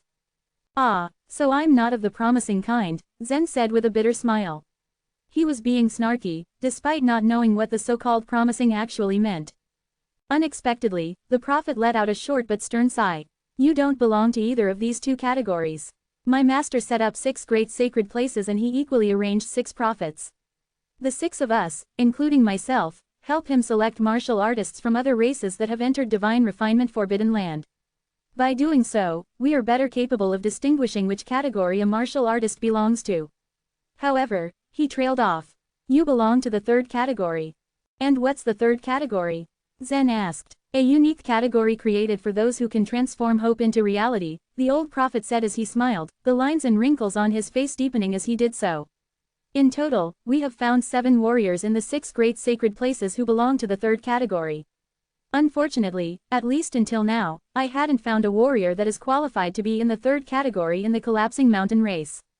The day to change this has finally come." At that, Zen began to truly understand why there were restrictions in the divine refinement forbidden land. The divine refinement forbidden land was created by a holy being. That same holy being had created several cultivation places of various sizes, the 6 great sacred places, and even further created 6 different races to guard these sacred places. Following such, he then created 6 extraordinary prophets to quietly observe the numerous outsiders that had entered the sacred places for trial. In secret observation, the prophets estimated and measured every warrior's strength, capacity and development. Martial artists who could obtain purple trial tallies in the divine refinement forbidden land were already considered outstanding. While improving themselves personally, they equally displayed their strength and talent. This method of selecting warriors based on the standards they demonstrated proved to be effective. In the past, it had crossed Zen's mind how the trial tallies didn't seem to be useful to the collapsing mountain race, though the foreign warriors needed to hand over them as a pass to enter the sacred place. Why did they ask for those trial tallies then? It didn't make sense to him. It was not as if the trial tallies could be served for much, they weren't a source of edible food and could only be used as a currency and exchange system for resources with the other races. That said, the collapsing mountain race was completely self-sufficient and lacked no resources whatsoever. The truth was that the trial tallies were qualifications. They blocked, or prevented, the incapable warriors from entering the 6 great sacred places just because they wanted to. The trial tallies thus saved them the trouble that might occur in the selection of talents they desired. "You are the only warrior in our collapsing mountain race that meets the requirements of the 3rd category. Therefore, I can give you this," the prophet said, as a black trial tally appeared in his hand. "I believe you're aware of this trial tally's value," he said with a smug smile on his face. The prophet wasn't exactly sure how Zen had entered the collapsing mountain race. Under regular circumstances, once a martial artist had appeared in a teleporting area, he would begin completing various missions, striving and working hard to earn various trial tallies. These trial tallies were divided into 5 kinds and were ultimately characterized with different colors: black, purple, red, green, and white, in the eyes of any outsider, and to any warrior who had any knowledge on the subject. The purple trial tallies were considered top level. In the divine refinement forbidden land, the black trial tally was nothing more than a grand legend. They had only heard of it a few times, but no one had ever seen one before. With time, everyone simply believed that there was no black trial tally in the divine refinement forbidden land, and it was a myth that they had carried for years on end. As a result, the purple trial tally became the top ranked. What they didn't know though, was that the black trial tally actually did exist. Only that, obtaining such was extremely rare and very few ever held one in hand. In fact, it was only the martial artists of the third category earlier spoken about by the Prophet that even had the right to obtain a black trial tally. In other words, only 7 martial artists had actually obtained a black trial tally before Zen. It was all thanks to Laquisha that Zen had entered the sacred place for body refinement. He held the black tally in his hand, flipping it over in his palm. He didn't have a complete grasp of the colors classification when it came to the trial tallies. The Prophet had stayed here for so many years and had imagined countless times how he would hand this black trial tally over. In the imagined scenarios, he expected Zen to be extremely shocked and excited upon seeing the black trial tally appear before him. The Prophet felt somewhat disappointed. In contrast to what he had expected, Zen's face was expressionless. He casually took the black trial tally from the Prophet's hand. "This is the black trial tally," the Prophet emphasized. His tone was flat, but he still wanted to remind Zen of this trial tally's true value. "Is this better than a purple trial tally?" Zen asked. He had seen Kenan take out purple trial tallies before and hand them over to the collapsing mountain race. To Laquisha, a purple trial tally was pretty common. If this black trial tally really was better than a purple one, then it would certainly be of a higher rank as well. Of course, the collapsing mountain race Prophet stuttered. He didn't know how to reply. Clearly, Zen had no understanding of the trial tally's classification if he was asking such a question. How did this brat even get his hands on a purple trial tally and enter the collapsing mountain race in the first place, thought the bewildered Prophet. At least, this guy would eventually discover the astonishing benefits of the black trial tally. His thoughts pressed on resentfully. The Prophet made an attempt and got over his disappointment. "As for what Chapman and others are seeking, if you can help them, such will be considered a form of training for you. However, we creatures of the divine refinement forbidden land will ultimately never be able to leave this place. My master hasn't given us a way to surpass the heavens." The Prophet shook his head with a bitter smile. The other holy beings had set up the heavens in such a way that allowed the martial artists in the universe to cross over and enter the divine land. However, the master of this divine refinement forbidden land had never even constructed heavens. There was no supreme lords here, and the creatures living on the land would never be capable of leaving. What Chapman and the others pursued was something the other 5 sacred places equally aimed for. It was just that the prophets of these 6 sacred places were all well aware that what they were seeking was nothing more than an illusion. From this point of view, the many races in the divine refinement forbidden land couldn't come close to comparing to even the secondary creatures. Hearing this, Zen finally understood Chapman's thoughts, as well as that of all the others living in the divine refinement forbidden land. Martial artists fought for mastery. If there was no opponent, then there was no reason to fight. If such was the case, then martial artists couldn't get very far in the pursuit of martial arts. No matter how strong Chapman and the others were, thanks to the abundance of the strength source they absorbed, they were restricted to only one small corner.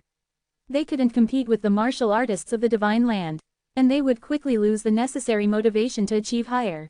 Zen had actually guessed at the idea that whatever Chapman had asked him to take from the flame didn't even exist. It was merely an impossible mission set by the holy being. It had a mysterious attraction to the races that guarded the 6 great sacred places, giving them something to strive for, a reason to push forward, but like a banana hanging off a rod in front of a donkey, they would never be able to actually reach it. Of course, this had nothing to do with Zen personally. Zen had promised Chapman that he would help him retrieve the item in the flame. And with the black trial tally in hand, Zen left the Prophet's tent.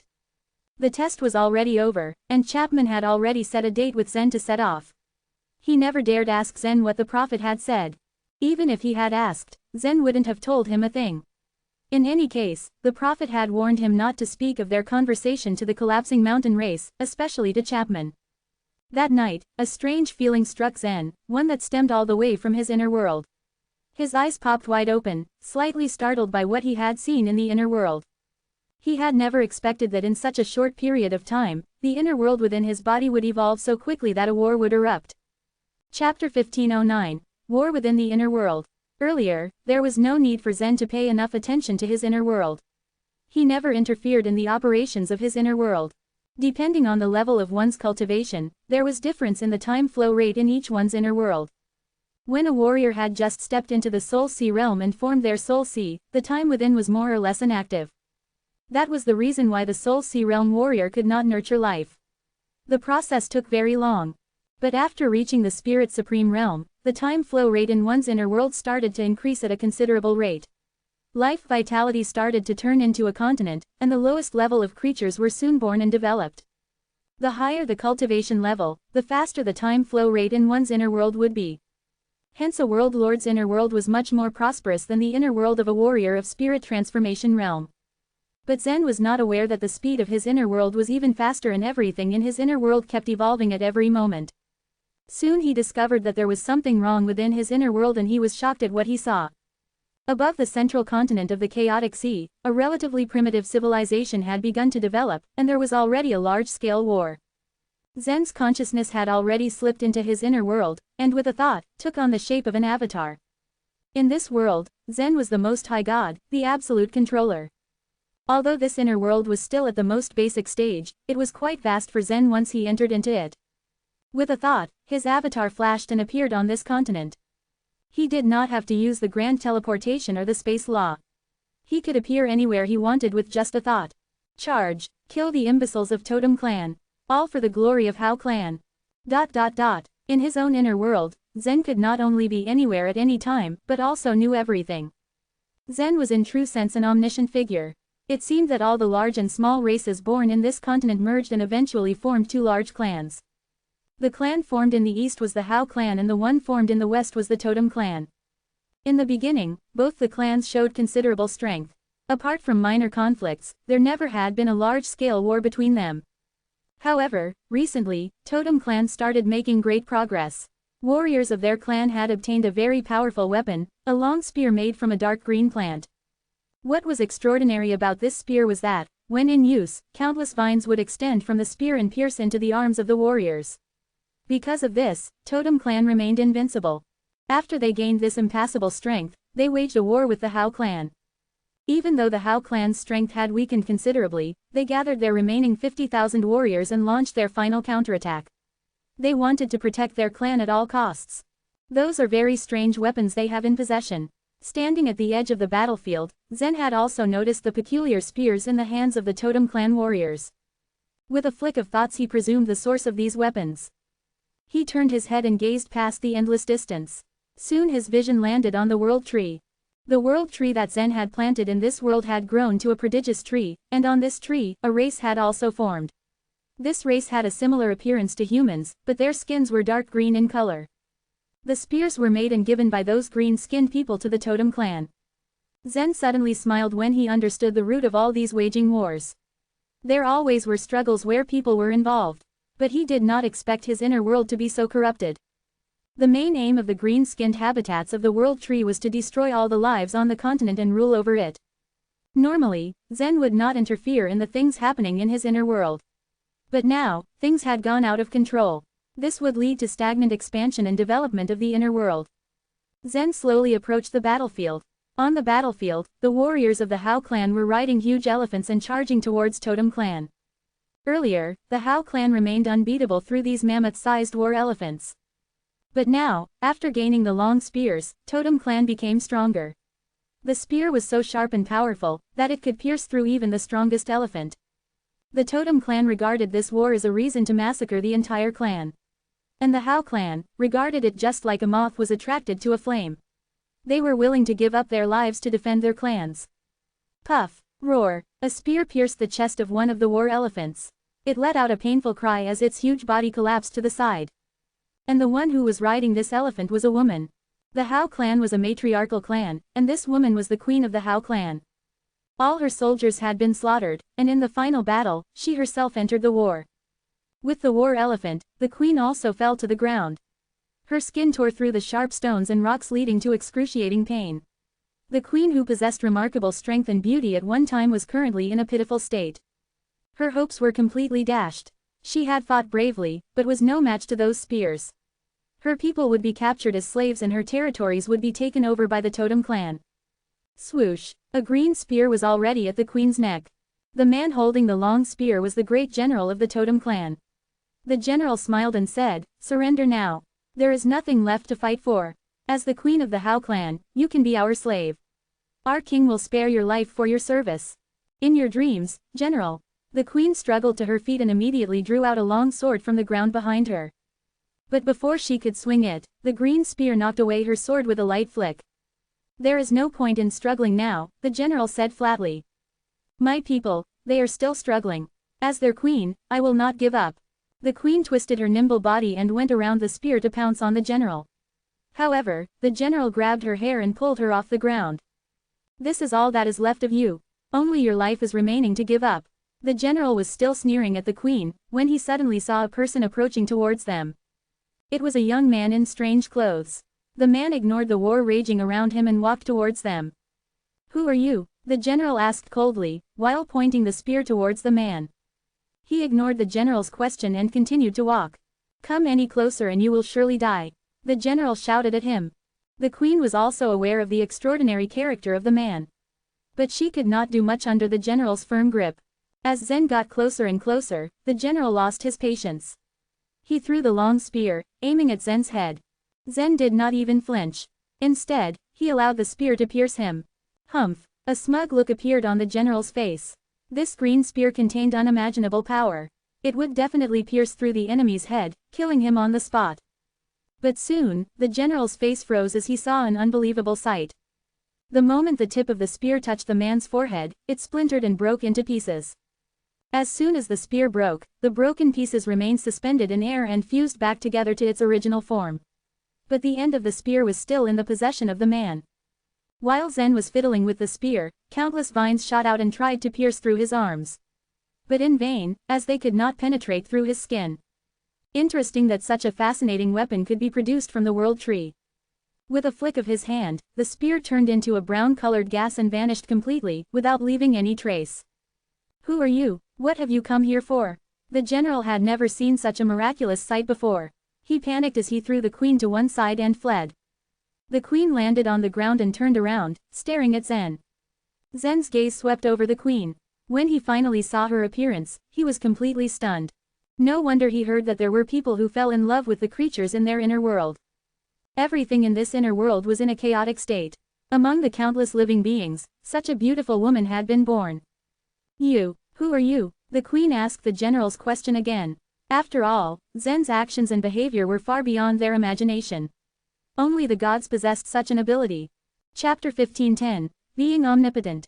Zen smiled. I just want to end this meaningless war.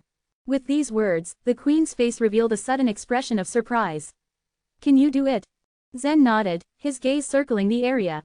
Quite a few of the other warriors who were engaged in the fierce battle had also taken notice of Zen. He raised his arm above his head slightly, which sent a shudder of confusion rippling through the crowd. Without hesitation, the general standing behind Zen suddenly pulled out a dagger and rushed toward him. He started the war on behalf of Totem Clan's king and was about to obtain his ultimate and final victory. How could he let this mysterious fellow in front of him prevent him from righteousness? The queen spoke her warning. Be careful. Despite such, Zen didn't budge, or he didn't even move an inch. Instead, he stood motionless as the general twisted his body in order to stab his dagger into Zen's heart. In his inner world, Zen was the absolute controller. Here, not only was he in an omniscient state, but he was also in an omnipotent state. How could he simply let that dagger pierce his heart? As soon as the sharp tip of the dagger poked at Zen's skin, fine cracks began to appear on its surface, forming upward inch by inch. The dagger shattered into hundreds of small pieces, scattering themselves all over the ground. What an idiot! Zen spat these few words. He then shook his body slightly while glaring at the general, and suddenly, the general was sent flying up into the air. He continued to rise higher and higher as Zen held his gaze. 100 feet, at first. Then, 1,000 feet. 10,000 feet and the general was completely out of sight. In this era, there wasn't yet a person at illuminating soul realm, and even the strongest one was only a nature creature. And as flying was their wildest dream, this general was the first person to actually achieve it. Zen didn't kill him, though. He only threw the general thousands and thousands of feet in the air. As the creator of this world, his world, Zen wouldn't just casually kill the creatures he himself had created. How meaningless, he thought to himself. That was when Zen raised his arm once again. At that, all the weapons in everyone's hands began to vibrate. The warriors tried to hold on strong, but couldn't resist and the weapons went flying away. Tinkling, tinkling, tinkling, machetes, long swords, sharp spears, shiny daggers, bows and arrows. All sorts of weapons were now gathered above Zen's head, forming a misshapen ball of iron and metal. All Zen had to do now was point. And he did so with utmost gentleness. The weapons once above his head now began to disappear one at a time, reversing back into brown streams of chaotic energy and dissipating into the world. Once the chaotic energy had solidified into soil, various kinds of iron, copper, and gold ores formed in the soil. And after the humans had mastered the art of metallurgy, they refined the metal within it and then forged various weapons.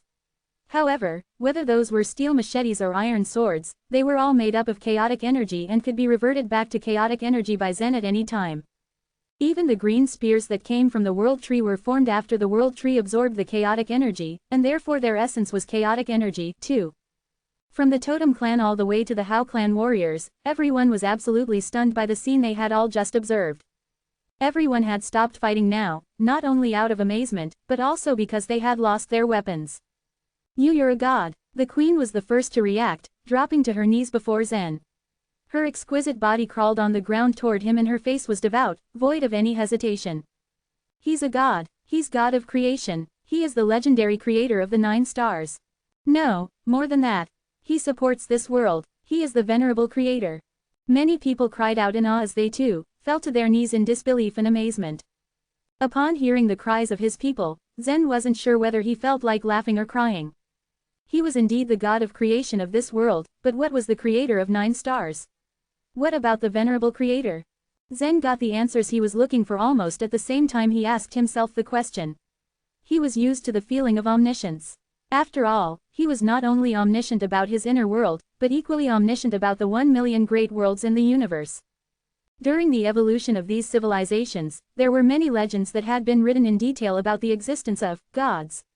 For example, the creator of the 9 stars was a god that the Totem clan worshipped, while the venerable creator was the legendary god of creation worshipped by Hao clan. They believed that there was a god under this world, who could hold the entire world on his shoulders, and they thus called him the venerable creator. Listen up, after such a war, there are too few of you left. I don't want you to kill each other anymore. Zen looked down at the queen and added softly.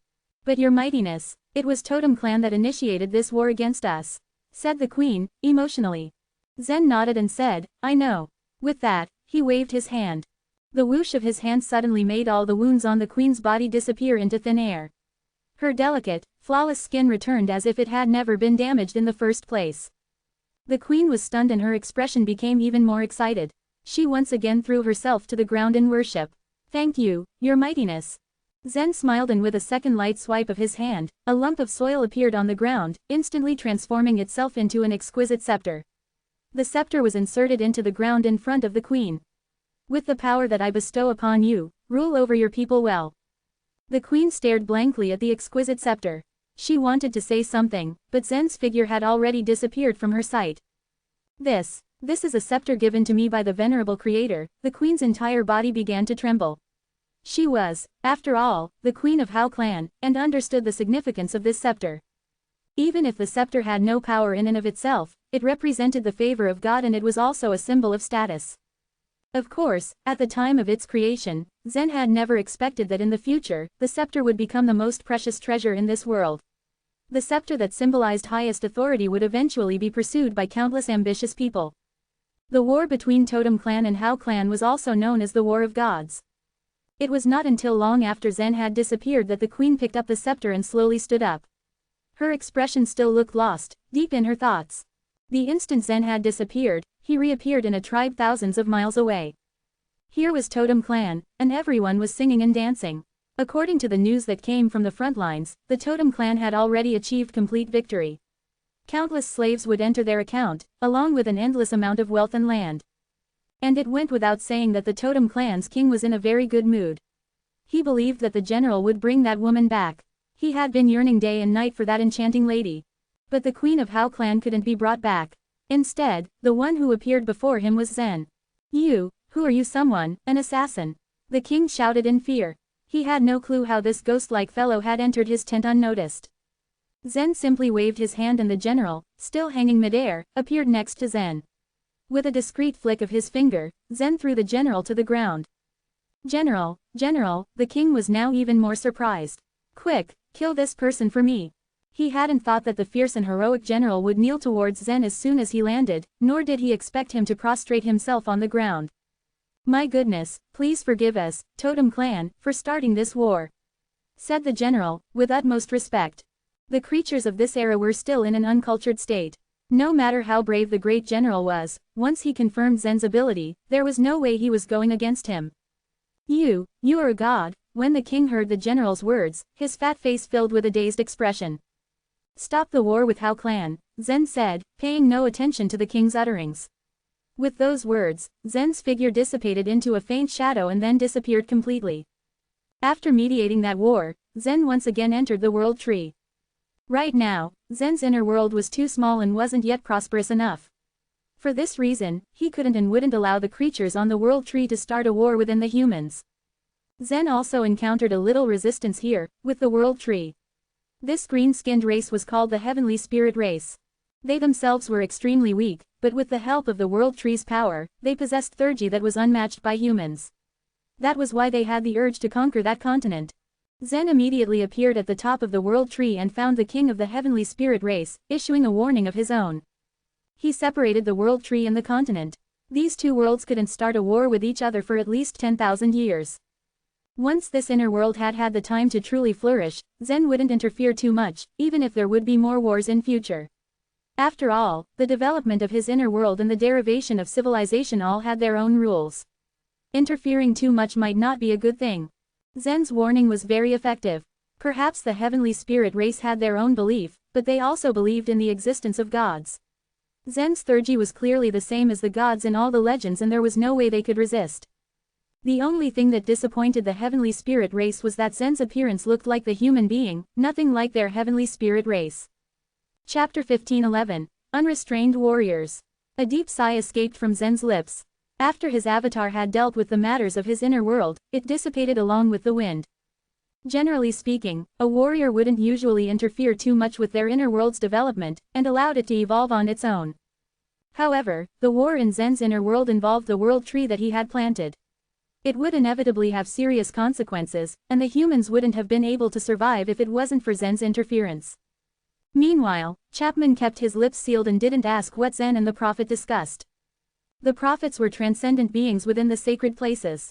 In other words, they were the watchers left behind by the holy being in the divine refinement forbidden land. Their only purpose in the sacred places was to help the holy being. However, there had also been many conflicts in these races. For instance, the collapsing mountain race wanted to know why they existed and why their master built this land. They even wanted to be like the warriors from the outside, who were able to transcend the divine refinement forbidden land and live in the divine land. The prophet clearly knew that this was impossible, but he did not inform his people, and even misled them on many occasions. After all, the world they moved in was created by the holy being, and Zen wouldn't casually talk about it. Chapman and other collapsing mountain people did not go out to hunt for a few days after the test. Instead, they stayed within the race to prepare themselves. After about 4 days, the collapsing mountain race was finally ready. All the adults were divided into several groups and got ready to take off. The collapsing mountain race were divided into 4 groups: Snake, Tiger, Dragon, and Divinity. The weakest among them was the Snake Hunt Squad. Warriors who just received the title of Outstanding Warrior were put into this group. It could be said that this team was the safest and was considered a team where the older ones trained the newbies. On the other hand, the Tiger Hunt Squad and Dragon Hunt Squad were the collapsing mountain race's core forces. They were those who hunted the mountainous piles of prey in the square. As for the Divinity Hunt Squad, they were rarely in the picture, because this team only contained a little more than 10 people of the entire collapsing mountain race. The 3 people who held off the formless sky python that day belonged in this squad. Now, Zen had obtained the title of Wild King and subsequently joined the Divinity Hunt Squad. Some of the warriors from the other races chose to leave the collapsing mountain race after they passed the test, but the collapsing mountain race didn't ask them to stay. If the warriors stayed, then they had to hunt along with them. Once the preparations were done, these particular teams took off in a grandiose fashion. Laquisha, Kenan, and the others didn't join the group, but still followed along after the collapsing mountain race set out. Kenan's stubbornness decreased after he saw Zen's potential. He didn't bring Laquisha back by force, but he couldn't help the doubts that sometimes clouded his mind. No matter how powerful Zen was, the soul-suppressing cliff was built by a holy being. In theory, only a holy being could open it. Then again, he also knew that if Zen could really enter the soul-suppressing cliff, it would be greatly beneficial to the Princess Royal. It would only delay her a little and it wouldn't be too risky. Thus, currently he was willing to follow Zen along with Laquisha. The Tiger and Dragon Hunt squads led the way in the north, while the Snake and Divinity Hunt squads followed closely behind. After a short while, the color of the ground changed. The silver astral stones were gone and were replaced by brown soil and a dense jungle. The moment Zen walked out of the silver astral stones and stepped onto the ground, he felt his whole body relax. Back when the newcomers had entered the collapsing mountain race's territory, they had to bear the area's extremely strong gravitational force. To resist such a force was immensely burdensome for all of them, that they even found it difficult to just stand up. They eventually got used to the gravitational force for quite some time that when they finally left the collapsing mountain race, it felt like they got to relax for the first time. It was as if the weight of 1,000 mountains they carried on their back suddenly disappeared. Crack, crack, crack, crack, crack. Of course, all their bones had gotten compressed and their heights had been affected due to such gravitational pressure. The gaps between their bones became too tight and they lost about 5 inches in height. But after 2 steps into the soil, they were able to move their muscles and bones freely. Their bones were finally stretched, and everyone had quickly grown by a few inches. Crack, crack, crack. Whether it was intentional or not, some of the foreign warriors deliberately exerted additional force so that their bones emitted a popping sound. All the multiple and simultaneous popping sounded like a firecracker that had burst in the middle of everyone. Idiot, it's so noisy. Be quiet, all of you. It's like this every year when you bring a new person out. A rough-looking man from the Divinity Hunt squad of Collapsing Mountain race grumbled. The Collapsing Mountain people were already used to such a feeling and activity. Thus, none of them would be so bored as to stretch out their bodies in that way and make a scene. Only warriors from the other races did such a thing out of boredom. Most of the popping noises died down after that Divinity Hunt squad member complained. However, many of the foreign warriors looked rather satisfied. It was because they had been stuck in the collapsing mountain race for several years, and grown and refined their bodies under great pressure. They had all experienced the pain, but there was a reward for this kind of suffering. Their power had increased by tens or hundreds more. Meanwhile, Zen did not stay for long. It hadn't been a year for him, so he was clearly in a good mood. If the group had not accompanied him and if he hadn't been put in the best hunt squad, he would have seized the chance to see how much his strength had increased. After a few more steps, they had reached the forest when someone from the Tiger Hunt squad suddenly shouted, "There's a strange beast ahead. It's the golden astral ape." The collapsing mountain race were born hunters. They had dedicated their whole lives to hunting, which made them extremely sensitive to scents and traces. As soon as he finished speaking, the people of the collapsing mountain race did not move, but most of the warriors from other races had already set off.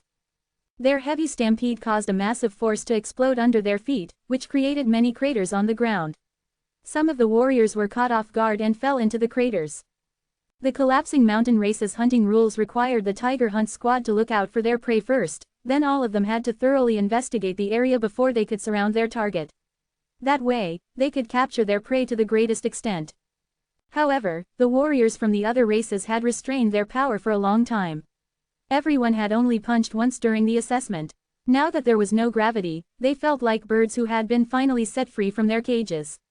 Thus, how could they restrain themselves? This bunch of reckless fools. If they meet a truly powerful beast, they will die if they don't follow the rules. Someone from the collapsing mountain race sneered. After their power exploded and the ruckus died down, the forest in front of them dramatically changed. A single fist smashed open a ravine, and an immense strength came out of it. The forest trees vanished without a trace and were replaced by more wide ravines, flying dirt, tree trunks, a loud, raging roar from a group of apes. The golden astral apes lived on the edge of the collapsing mountain race's territory, so they weren't considered as powerful beasts.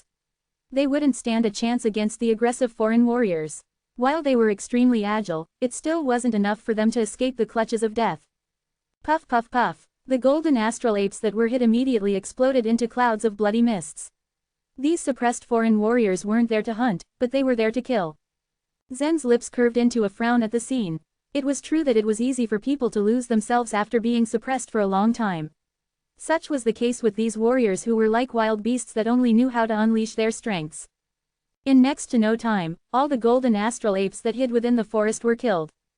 The murderous warriors returned to their respective teams, but they all looked like they still wanted to continue. Chapman did not stop them from doing so. As they progressed, the beasts they encountered were increasingly stronger. Sooner or later, they would learn a lesson. The collapsing mountain people continued to lead the group forward. They traversed through the forest, and the further they traveled, the trees in front of them grew even taller. At the beginning, the trees in the forest were only about 30 feet tall. Now, they covered the sky and everyone could barely see the clouds above. These trees were hundreds of feet thick and thousands of feet high. Suddenly, the warriors from other races felt their palms itch uncontrollably. They sometimes punched the tree trunks they passed by to relieve the itch, which caused the trunks to crack. This is the forest of giant trees. If we continue onward, we will reach the calamity-dispelling forest. Don't blame us for not reminding you. If you alert those giant beasts and they come out to attack you, we are not expected to help you. Chapman coldly said. Every time a giant tree fell, it caused a huge commotion. As hunters, the collapsing mountain people were finally unable to endure any longer. Just as Chapman was done speaking, they heard a rustling sound in front of him. The collapsing mountain people looked at each other with horrified expressions. However, the foreign warriors did not feel alarmed at all. Their power made them feel immensely strong, and gave them the impression that they were truly invincible. Chapter 15:12. The Martial Sacred Beast. Along the way, they came across few unaccompanied beasts, and all the warriors of the other races clustered together to attack them. None of the strange beasts that interacted with them were able to stay whole. They were either torn to pieces or turned into blood mist. Although the warriors were strong and powerful, they did not meet many beasts to let out their energy on. They hated it that the beasts were not enough for them to kill. Suddenly, they heard a rustling sound. One of the old foreign warriors, Theodore, instantly noticed the expressions of the collapsing mountain people change, especially the few people from the Divinity Hunt squad. Theodore and the others did not rush forward. They quietly retreated backwards. However, some of the warriors felt that there was a strong beast ahead of them. These warriors rushed forward without any hesitation. To be honest, the warriors that had rushed forward were also extremely careful. Those that were too reckless wouldn't be able to obtain a purple trial tally and in return, would enter the collapsing mountain race to improve. They were thrilled. 1. Because their strength had advanced. 2. Because the forest was closely connected to the calamity-dispelling forest. They could smell the faint scent coming from it, which strengthened the force of their bodies. All of you retreat. That's a martial sacred beast. If you touch it, your death is certain. Although Chapman did not care about the lives of the warriors, he wouldn't send them straight to their deaths. All the collapsing mountain people quickly gathered together. Upon hearing Chapman's words, some of the warriors from the other races who were with quick reflexes stopped. They began to retreat. But Chapman's warning was a little too late. Not to mention these warriors had already rushed out at a great distance. Whoosh whoosh whoosh. Suddenly, gray tentacles appeared from behind the huge trees around them. As Zen stood in the middle of the crowd and noticed the tentacles, his eyes flashed. This martial sacred beast is a puppet. The steel tentacles were forged individually. They looked like parts of a puppet made of metal. Whoosh! When the tentacles, or steel ropes, lashed out, they left deep grooves in the ground. After the near warriors were hit, they were caught by steel ropes and dragged into the depths of the bushes along with a miserable scream. 2 of the trapped warriors had obtained the title of super powerful warrior, and their strength was not weak. However, after a short struggle, they were also dragged away. Everyone who remained was pale-faced. Who would dare to stay? At this moment, many seized the opportunity to flee.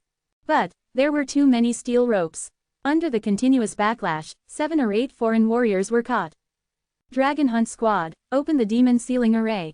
The atmosphere was heavy, even Chapman was extremely serious. This martial sacred beast was a powerful beast that resided in the forest of giant trees. Specifically, half of this beast belonged to the living, and the other half was a puppet. There were a few things that could not be defeated in the divine refinement forbidden land. One of them was the martial sacred beast, because it was the pet of the owner of the place. Who could ever know how many creatures it had devoured over the years? The martial sacred beast had no natural enemy in the divine refinement forbidden land. Until now, the collapsing mountain race had never seen the true face of this creature. Earlier, this race did not dare to enter the forest of giant trees because they would surely die if they met a martial sacred beast. Many people had lost their lives in the forest of giant trees. The race's prophet had taught them the use of the demon sealing array. If they ever encountered a martial sacred beast, they only needed to activate the demon sealing array, and they wouldn't be attacked. What Chapman didn't know was that the demon sealing array was not very powerful. It only contained information that was off limits to the martial sacred beast. After the prophet communicated with the master granted the demon sealing array to him. The martial sacred beast was the spirit pet of the master. The master naturally didn't wish for the collapsing mountain race to be eaten by the pet. In short, as long as the demon sealing array was activated, the martial sacred beast would stop attacking the people and treat them as its own. For many years, the collapsing mountain race had been relying on the demon sealing array for them to pass through the forest of giant trees. Because of the demon sealing array, it was easy to pass through the forest. With this ferocious beast here, it was impossible for other beasts to survive in this forest. Over time, the collapsing mountain race had forgotten this martial sacred beast. But they did not expect the beast to come out today. Chapman was confused. It was still daytime, why would a martial sacred beast attack them? Fortunately, the men of the Dragon Hunt Squad instantly activated the divine textures. They began to link together, forming a deep blue grid that circled and enveloped the warriors from the collapsing mountain race and other races. Whoosh whoosh whoosh. Many steel ropes crawled over from everywhere, like small snakes made of metal, and didn't stop extending and crawling on the ground.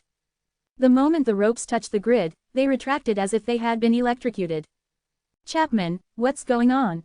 one of the clansmen asked. As Chapman looked at the steel ropes surrounding them, he couldn't understand why the martial sacred beast suddenly attacked the collapsing mountain race. The ropes continued to climb and crawl until they came into contact with the demon sealing array. After these ropes touched it, they retreated backwards in an instant. Right now, all the warriors from the other races were hiding in the grid, barely even breathing. It was only then they remembered that this was the divine refinement forbidden land. It was crowded with all kinds of powerful strange beasts. "The situation isn't right," one of the members of the Divinity Hunt Squad said with a frown. "What's wrong?" Zen asked. Zen was called the Wild King. He had joined the Divinity Hunt Squad. He was equal to those in same squad, and could even go past them. In the past, after the demon sealing array was activated, the martial sacred beast would stop its attack and leave, but today, the man said as he pointed around. From the thick logs of wood, steel ropes kept extending towards them. But once they touched the array, they would retreat.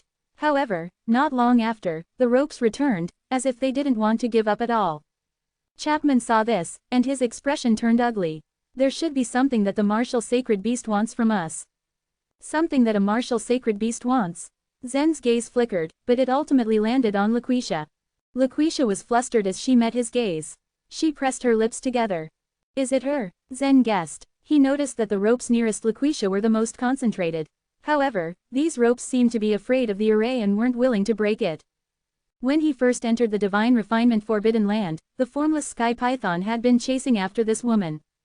Laquisha was an extremely beautiful woman, but how could these strange beasts be lustful of women? Why did all the beasts willingly cause trouble for her? As Zen thought about it, the ropes finally could not hold themselves back and started aggressively lashing out at the demon sealing array. Whoosh! The array was unable to withstand the strong attacks of the martial sacred beast. The only defense was its contained information that caused the beast to be fearful. But now, the array had lost its effectiveness. The martial sacred beast began to wildly whip around. As the collapsing mountain race saw what was wrong, they turned around and ran. A gap suddenly appeared in the original array. Whoosh! One of the steel ropes took advantage of their absence. And just as Zen had guessed, the beast's goal was Laquisha. "Princess Royal, let's go." The expressions of Kenna and his companions fell. They had originally thought that following the collapsing mountain race wouldn't be dangerous, but they had forgotten about Laquisha. Her physique was a fatal attraction to all beasts. Laquisha didn't listen. She leapt up and ran towards Zen. She knew that Kennan's grand wishing spell had been put to use on the formless sky python, and he couldn't use it again. It would be impossible for him to fight against this martial sacred beast. And at this moment, she could only settle her hopes on Zen. Chapter 15:13, 1/3 of the power. As the demon sealing array was broken, everyone began to panic. This was especially true for the collapsing mountain race. The forest wasn't too far away from where the race lived. Since childhood, every member of the race knew about the existence of a gigantic monster in these woods, one they couldn't afford to offend. Adults had used this monster to scare children when they made mistakes. Everyone in the collapsing mountain race was well aware of just how powerful a martial sacred beast was. Panicking, Chapman immediately shouted, "Everyone, calm down. Dragon Hunt Squad, remain in formation." The Dragon Hunt Squad was only second in strength to the Divinity Hunt Squad. They were the backbone of the collapsing mountain race. On Chapman's orders, most of them were able to keep the demon sealing array intact, but the gap on the left remained. Someone from the Divinity Hunt Squad wanted to make a move, but Chapman stopped him. When the steel rope entered the demon sealing array in pursuit of Laquisha, Chapman had already realized that the martial sacred beast was after this girl. This monster was too powerful, even for the collapsing mountain race. Moreover, only the steel rope was entering the demon sealing array. If the Divinity Hunt Squad took action, it might infuriate the martial sacred beast even further. If that happened, the entire collapsing mountain race would be in danger of being destroyed. Rash decisions would cost lives. Technically, it wasn't the collapsing mountain race's duty to protect warriors outside their race. Moreover, Laquisha didn't even possess the qualifications to enter the hunt squads. She wasn't their responsibility. Everybody watched the ingenious way through which Laquisha moved. Her graceful body continuously twisted and turned, making her look like a spinning flower and dazzling everyone. In the blink of an eye, she had elegantly landed in front of Zen. "Save me," she softly said with an innocent blink. As soon as she had voiced out her request, she promptly hid behind Zen. This whole time, her face had looked calm. But when he felt her shiver behind him, Zen realized that she had been afraid after all. Now that she had found some protection, she was free to acknowledge how terrified she actually was. Zen smiled wryly. Was Laquisha this certain that he would be able to save her? "You, get out of the way," Chapman barked. Zen was the most valuable person in this mission. If Laquisha had to die, then let her. The collapsing mountain race wouldn't allow her to take Zen down with her. Even though Chapman knew that Laquisha and Zen had known each other long before they entered the collapsing mountain race, he would never allow such a thing to happen. At this moment, Chapman lunged, as if he was ready to pick up Laquisha and toss her out of the demon sealing array. Kenan and his companions wouldn't allow Chapman to proceed. Kenan stood in front of him and said, "The Princess Royal is the daughter of the Holy Emperor. If she dies, it will enrage the Emperor. When that happens, even the Divine Refinement Forbidden Land will have to pay the price." Scram! Chapman's fiery temper began to show. They weren't in the Divine Land. He shouldn't have to deal with these fellows from there. Because Kenan and the others had blocked Chapman, the steel rope had reached Zen. With a sudden twist, it swept behind him and toward Laquisha. "Zen, don't act recklessly," Chapman warned him. Zen smiled faintly. He reached out for the steel rope and swiftly wrapped it around his own arm. The moment he touched the rope, he suddenly understood why the foreign warriors had almost no chance of winning against the martial sacred beast. The power contained in that single steel rope was beyond his wildest imagination. "Give me strength." As Zen began collecting the strength that he needed, the 8-path platforms began to flicker. At the same time, the power within the 9 divine stars also began to drain away. Zen was exerting as much strength as he could. The steel rope which had been twisting non-stop now abruptly charged upward, launching Zen up with it. Thinking quickly, Zen let go of the steel rope. He was hurled into the sky, past the thick branches of numerous trees, and landed thousands of feet away. Laquisha, who had been hiding behind Zen, was stunned. She stared frozen at the steel rope, still so close to her, as the fear on her face intensified. She had never thought that she would die in this place. Whoosh! With another sudden twist, the steel rope went back for Laquisha and wrapped itself around her waist. When they saw that Laquisha was about to be dragged away, a few members of Divinity Hunt Squad of the collapsing mountain race breathed a sigh of relief. This woman had stirred up trouble for the race. Now that the martial sacred beast was taking her away, peace was sure to return to the land. However, Kenan and the others with him felt differently. Their eyes looked like they were about to pop out from their sockets. "Wishing spell," Kenan announced all of a sudden. His group had always been genuinely loyal. Those who could accompany the Princess Royal to enter the Divine Refinement Forbidden Land were all devoted members of the Han clan. The wishing spell only granted a warrior one wish. After the warrior had made a wish, he had to fulfill it. Kenan hadn't fulfilled his last wishing spell yet, and so it was impossible for him to make another. However, there was one other way around this rule. He could pay for the wish using his life, or even his opportunity of reincarnation. To Kenan, this was the greatest sacrifice. Before Kenan could even cast the grand wishing spell, a human figure suddenly descended with a crash from the trees above. Clearly, a single human had come down, but everyone felt a powerful yet invisible wave of energy blast in every direction. It felt as though countless mountains had come together in the sky and then later plummeted to the ground. When the dust had settled, everyone saw who the figure was. It was Zen. Unknown to everyone, Zen had already summoned the power of the 9 divine stars when the steel rope tossed him upward. Now, he concentrated all that power under his feet, where it formed an incredibly sharp blade. Zen had learned this move from Lucille's crescent blade. The only difference was that this time, raw and condensed power replaced the crescent blade. The moment Zen stepped on the steel rope, it snapped in two. In truth, the force had torn the steel rope apart before Zen's foot even touched it. The steel rope that had wrapped around Laquisha became loose all of a sudden. In a second, it slipped off of her body. The part that had been cut off began twisting and thrashing, quickly withdrawing from the demon sealing array. Warriors of the collapsing mountain race, along with the outsiders present, had long moved away from the action in fear of getting hurt. Zen walked to the clearing in the middle, with Laquisha following right behind him. No one dared to go near them. This time, "I'm afraid things are about to get worse," said one of the men in Divinity Hunt squad of the collapsing mountain race. The moment it fell quiet again, steel ropes appeared from every direction, all like tentacles targeting Zen.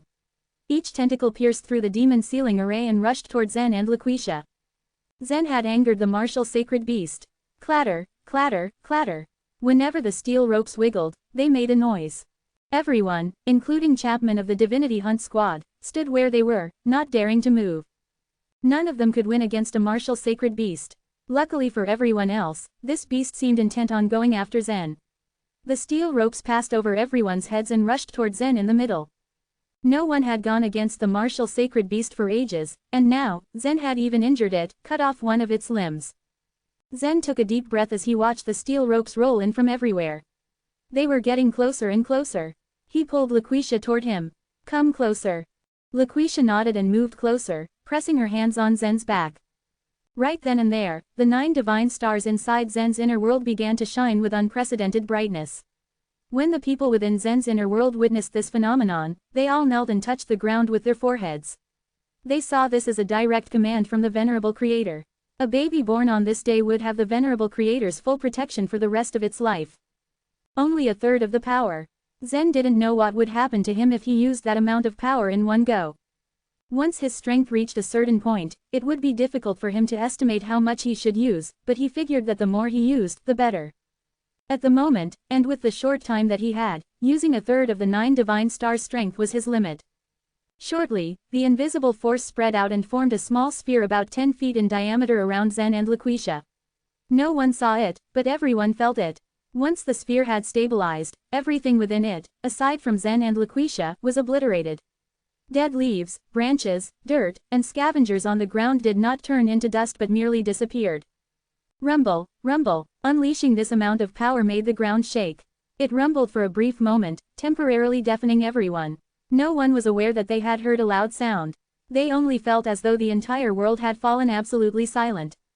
Confused, everyone looked at Zen and Laquisha, and the invisible sphere made known only by the crater it had made on the ground. As for the steel ropes, the moment they touched the invisible sphere of power that Zen had made, not a single one broke. Instead, they all simply disappeared. Chapter 15:14, A True Spirit. No matter how fierce the steel ropes were, they immediately shattered and dissipated upon touching the ball. This sight filled Zen with ease. He was currently unable to directly control this kind of power. If he tried to inject it into himself, his body might not be able to bear such violent power and disintegrate. Therefore, he could only project it by means of the cross-world theurgy. Using it like this might seem inefficient, but it should not be underestimated. Laquisha, who had attached herself to Zen's body, looked up at him with surprise. Her premonition was proven right, but it was still quite shocking. She had initially thought that Zen would be able to catch up to her brother. She was wrong. Zen would actually go far beyond whatever her brother was capable of. He will bring me to the soul-suppressing cliff, Laquisha thought to herself. She smiled and rested her head on his shoulder. If Zen did not manage to bring her to that place, then she didn't think anybody else in this entire world would be able to do so. The steel ropes were rendered useless by the balls since each lash caused them to immediately disintegrate and disappear. This was a loss to the martial sacred beast since each steel rope it lost was equal to losing one of its arms. Realizing the futility of its attacks, the beast retreated its ropes. The crowd wiped off their sweat and looked up at Zen with fear in their eyes. Back in the collapsing mountain race, Zen gathered the power of the 9 stars in the place 3 inches from his fist and wielded it as a way for him to display his strength. Everyone thought it was Zen's own power, not noticing the finer details. However, this time, Zen had directly spread his power outside of his body. This couldn't be pure power, at least none of them thought so. When ordinary warriors displayed their power, they would usually need their bodies to activate it. This made it impossible to force their power out of their bodies and make it into an independent existence. Zen, however, had transformed his power into this egg-shaped shield that he wrapped around himself for protection. It looked more like some kind of theurgy. But what sort of theurgy had such power? Zen was merely at the spirit supreme realm.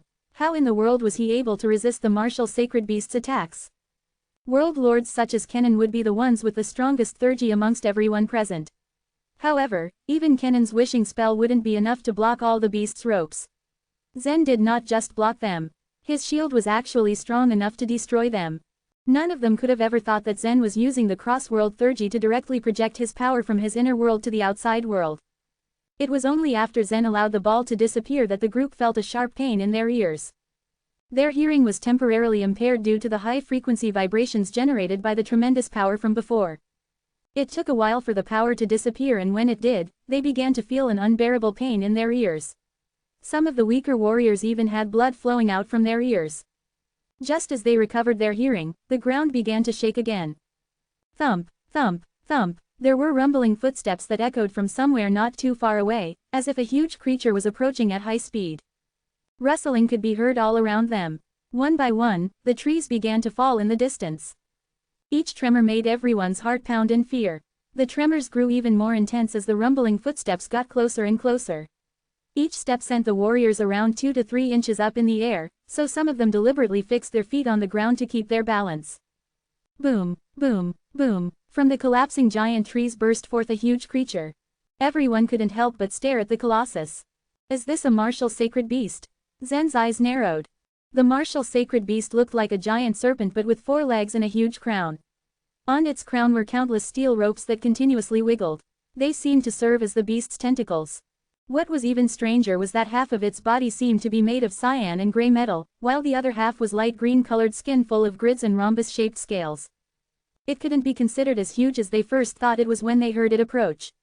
The beast was just a little bit taller than the giant trees around, about 600 to 800 feet high, much smaller than the formless sky python from before. However, it carried an air of intense oppression that everyone, including Zen, could feel. They felt they were facing such a powerful existence that shouldn't exist in this world. The collapsing mountain race, famous for their boldness, held their breaths in the face of this beast. They had long known that a martial sacred beast lived here, but nobody had ever seen it in person. All they saw were its tentacles. Zen's strength might have reached a terrifying level, but there was no way he could take down this martial sacred beast. Once again, Zen felt insignificant as he faced this fearsome opponent. Thump, the martial sacred beast took a step forward and its blood-red eyes were fixated upon Zen and Laquisha. Zen felt his chest constrict as the beast stared down at him. He knew his strength and power had greatly improved, but not enough for him to feel confident when facing this beast of legend. The best choice would be to relinquish Laquisha to the martial sacred beast. However, that wouldn't be possible since they already made a deal. She helped him and he agreed to take her to the soul-suppressing cliff in exchange. As a result, the martial sacred beast and Zen continued staring at each other. Chapman clenched his teeth. He wanted to persuade Zen as well but ended up not saying anything in the end. Clang! A steel rope burst forth from the beast's crown and was aimed towards Zen. Its target remained the same, Laquisha. The moment it reached Zen, the young man waved his hand and sent out an arc of pure strength. Clang! The force was enough to sever the steel rope. Everyone's heart trembled at the sound of the breaking rope. Would they survive the fury of the martial sacred beast? The warriors from the divine land had been wondering what exactly the martial sacred beast was after hearing about it from the collapsing mountain race. Right now, they wished they never found out at all. Its appearance was easily recognizable for many of them and they couldn't help but curse under their breaths. It was a black weasel, a true spirit hatched from sunrest wood. There were only around 7 or 8 black weasels that currently existed, and one had already been subdued by the head of the divine refinement Forbidden Land. This black weasel in front of them had never shown its face and they never would have imagined that it would get half of a puppet body and become like this. However, what was scarier than the weasel itself was the fact that Zen was actually planning to fight it. A spirit supreme realm warrior like him competed with a true spirit. Zen was courting his own ruin. Old man Theodore was secretly regretting his decisions. He had originally planned to leave the collapsing mountain race and had gone on this expedition with his team to secretly observe Zen. He didn't expect to come face to face with a true spirit. Zen Luo, give that girl to the martial sacred beast, a warrior said. Zen, however, turned a deaf ear to his advice. His eyes were filled with persistence as he continued to look straight at the black weasel. The two were at a standstill. Despite the fact that Zen had cut off its tentacle, the black weasel did not attack Zen and the young man was the same. In fact, the beast seemed to be afraid of something, or perhaps, it did not wish to fight with him. The black weasel extended another tentacle in an attempt to reach Laquisha. Zen felt his back tighten as the tentacle reached towards them while Laquisha tightened her grip around his throat in fear.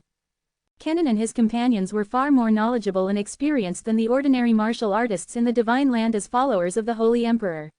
They knew the black weasel's origins very well. If the Princess Royal were to be swallowed by the beast, then the Holy Emperor wouldn't be able to do anything about it. Zen threw another punch and another half-moon strike once again cut the tentacle off. Having been stopped twice now, the black weasel suddenly raised its head. "Ow!" His sharp roar was followed by the swaying of the trees. Those present couldn't keep their balance anymore.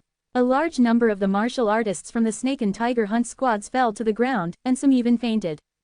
Zen also felt the painful, swelling sensation but did not move an inch. The black weasel continued to roar as it approached Zen.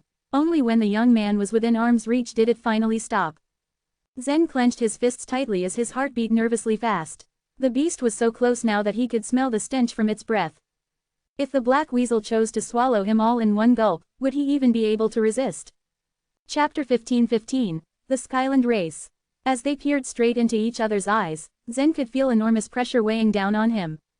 But there was something else he noticed. As he looked into the black weasel's eyes, apart from the oppressive sensation, Zen didn't pick up any killing intent. If the black weasel was truly a spiritual pet nurtured by the holy being, then it had endless ways to kill him in a blink. It could probably take down everyone present in a single move. But Zen had no idea what it was up to, so he couldn't ignore his nervousness. By now, Chapman had already decided to give up on Zen. The young man was too impulsive, but if he died in the divine refinement forbidden land, the strength source he had obtained would return to this world. After a long moment of staring at each other, the black weasel suddenly raised its head and roared into the sky. For a moment, it threw a glare at Zen with its red eyes before walking away, disappearing into the forest. No one dared move even when the weasel's body had completely disappeared from view. Only when they heard the sound of heavy footsteps fading away did they feel relieved. Huff. Though Chapman released a breath, his expression didn't look at ease. But as the leader, he couldn't just point a finger at Zen for risking their lives, he had to consider the situation as a whole. But one of the members of the collapsing mountain race suddenly jumped up. Nimble as an ape, he reached out his hand and aimed at Laquisha's head. He wanted to kill her on the spot. The collapsing mountain race believed that Laquisha was Pascal's sister and they were aware of the Han clan's status in the Divine Land. The large Han clan was on par with the master of the Divine Refinement Forbidden Land, but so what? If they couldn't leave the Divine Refinement Forbidden Land, then everything else would have been for nothing. So Zen was the collapsing mountain race's last hope. With this woman by his side, they'd all be in danger. Aaron, don't be rash. Chapman's expression turned alert. Obviously, this warrior called Aaron wasn't good-tempered as Chapman was. Just now, they were almost killed by the martial sacred beast because of this woman. Now, all he wanted was to take Laquisha down. But he hadn't considered Zen's thoughts. Luckily, before he got Laquisha within his reach, Kenan and his companions stood their ground in front of Laquisha and blocked Aaron off. Get out of my way. Aaron roared coldly. You're courting death. Kenan hadn't expected the warrior to suddenly take action. They would not show mercy to him. Among the warriors of the collapsing mountain race, Aaron was on equal footing with Chapman in terms of strength. Although he couldn't carry a heavenly destiny in the Divine Refinement Forbidden Land, in terms of pure strength, Aaron's was almost the same as that of a supreme lord who specialized in body refining. Under the impact of his strong body, how could the world lords hope to block him?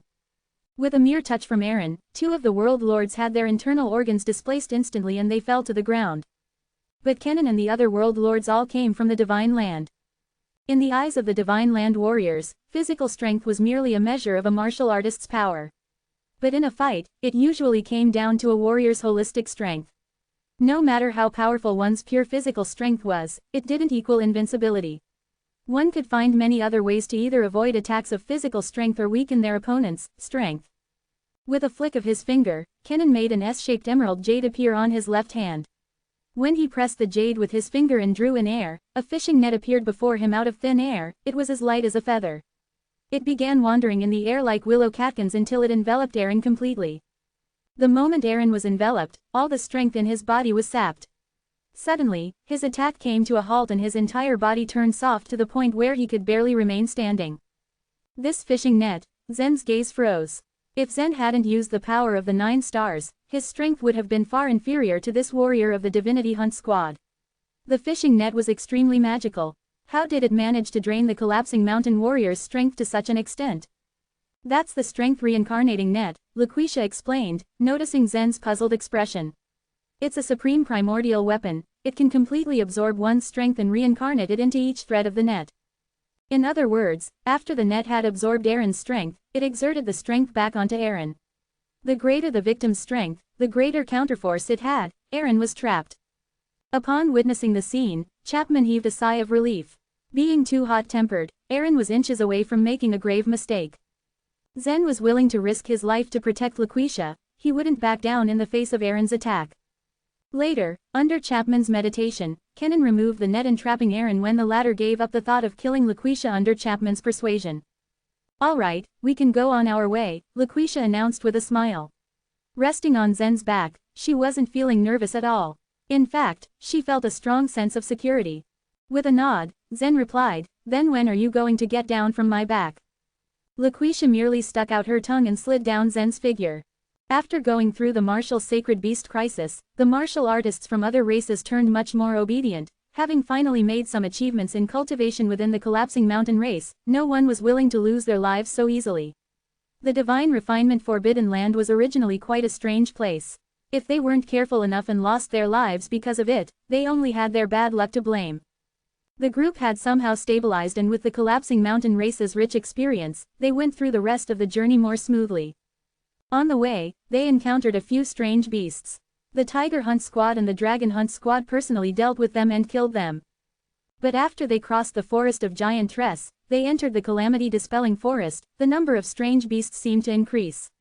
So long as they didn't encounter something like the martial sacred beast, it wasn't so much of a problem for them.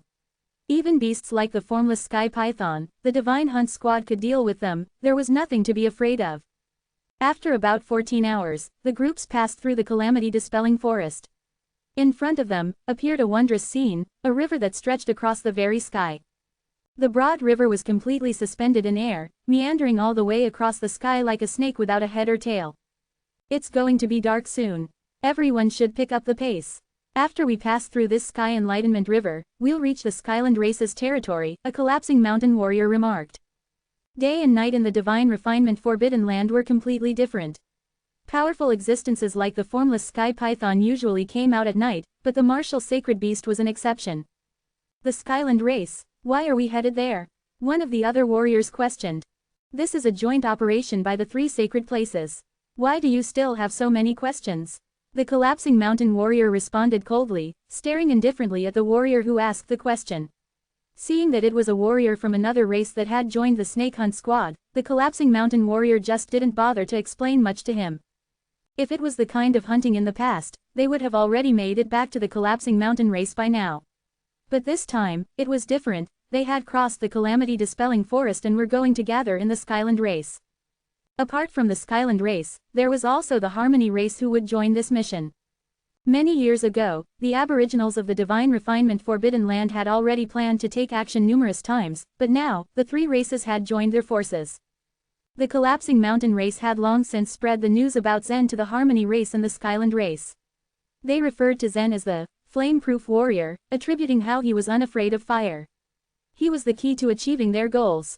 While the Collapsing Mountain Race still refused to reveal what they wanted Zen to take for them, Chapman had guaranteed time and time again that the 3 races would do their best to protect Zen from harm.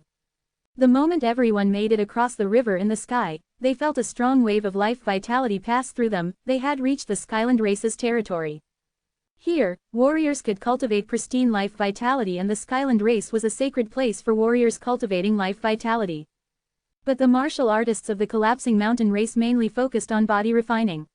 Some of them cultivated both body and life vitality, but still, they didn't have much interest in the pristine life vitality of the Skyland race. Zen's situation was a bit special. Although he also had built his inner world, the life vitality within his body had been replaced by chaotic energy, rendering the place's life vitality useless to him. But the attributes of chaotic energy and life vitality were rather similar. If the Skyland race had some special methods to use life vitality, Zen could still absorb and learn some of the methods. Soon after they entered the territory of the Skyland race, several troops arrived to welcome them. Their warriors had a build similar to that of human warriors. But their eyes were sunken, their hair golden, and on their backs, every one of them had a pair of pure white wings. Like the collapsing mountain race, they dressed simply and crudely, with only a few pieces of cloth covering their private parts, exposing their strong figures. Chapter 15:16. Asking in reply. The Skyland warriors were much more taciturn compared to the collapsing mountain warriors. They finally entered the Skyland race's territory with the Skyland warriors' guidance. There was no terrifying attraction force in the Skyland race's land, but its buildings were rather strange. Numerous towers littered the area, and underneath was pitch-black marsh. Quite a few people crouched on top of each tower with their white wings unfurled, forming a sea of feathers up high. A few Skyland warriors would also graze the ground as they flew past. While the collapsing mountain race focused on the relentless pursuit of strength, the Skyland race yearned for the skies and freedom. Unfortunately, the divine refinement forbidden land was a giant cave, so they could never really reach the skies. This was why the Skyland race loved hearing stories of the worlds beyond their land and welcomed warriors of other races. All the stories and experiences of outsiders served to make the Skyland warriors excited for the sights outside of their knowledge, but also envious, since it was highly unlikely for them to ever experience the same thing. The Skyland warriors were very much interested in exploring the divine refinement forbidden land and hoped to one day attain the opportunity to leave this cave. It was no surprise that the collapsing mountain race was very warmly welcomed by the Skyland race. The towers all around them were arranged in an orderly fashion, but in differing heights. The height of each tower signified the status of the Skyland warriors that perched on each one. The higher one's status was, the higher the tower was. The highest was around 10,000 feet higher than the lowest. It was in the tallest tower that the Skyland race hosted its visitors. At nightfall, the Skyland warriors returned to their lair, led by a man who wore a golden crown. He was none other than the leader, Caden. Caden immediately fixed his eyes on Zen the moment they were introduced. Zen was a key figure, and Caden felt it necessary for him to personally observe this person who had been much talked about by the collapsing mountain race. He waved his hand lightly, and a bright, yellow flame appeared in his hand. Despite being a key figure, Zen was still a lowly spirit supreme realm warrior in his eyes, so he was preparing to throw the flame on the young man directly. This obviously displeased Zen. Nobody liked getting burned. Caden's flame was transformed by the life vitality activated by the law power and looked very ingenious. Still, Zen remained unyielding. He was not afraid of it, but he wasn't also going to let it burn him without saying a word. After his stay with the collapsing mountain race, Zen's strength had undergone a complete, dramatic change. He had initially been too weak and was constantly bullied by the other members of the race. Now, however, he was finally strong enough to fight back. Chapman quickly realized the situation and was the first to step in. "Caden, please wait." The Skyland race leader's eyes flashed. "Why, what's wrong?" Chapman was in a bit of a bind. Caden's status did not warrant him to grant any respect to a random spirit supreme realm warrior, so it was understandable why he did what he did. However, this was Zen they were talking about. Chapman should have explained Zen's strength to him beforehand. "Zen belongs to our Divinity Hunt Squad." His words were cryptic, but all he was really trying to say was that Zen's strength was so formidable that he had the qualifications to enter the Divinity Hunt Squad. In short, he was up to par with their race's top warriors. Caden, however, still did not understand. He figured that the only reason Zen could join the Divinity Hunt Squad was that he was fireproof.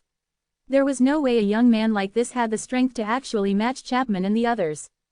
"That's not important, right?" Caden asked. Chapman could see the way the flame on Caden's hand throbbed. He quickly stood in front of him. "Zen obtained the title of Wild King during our test."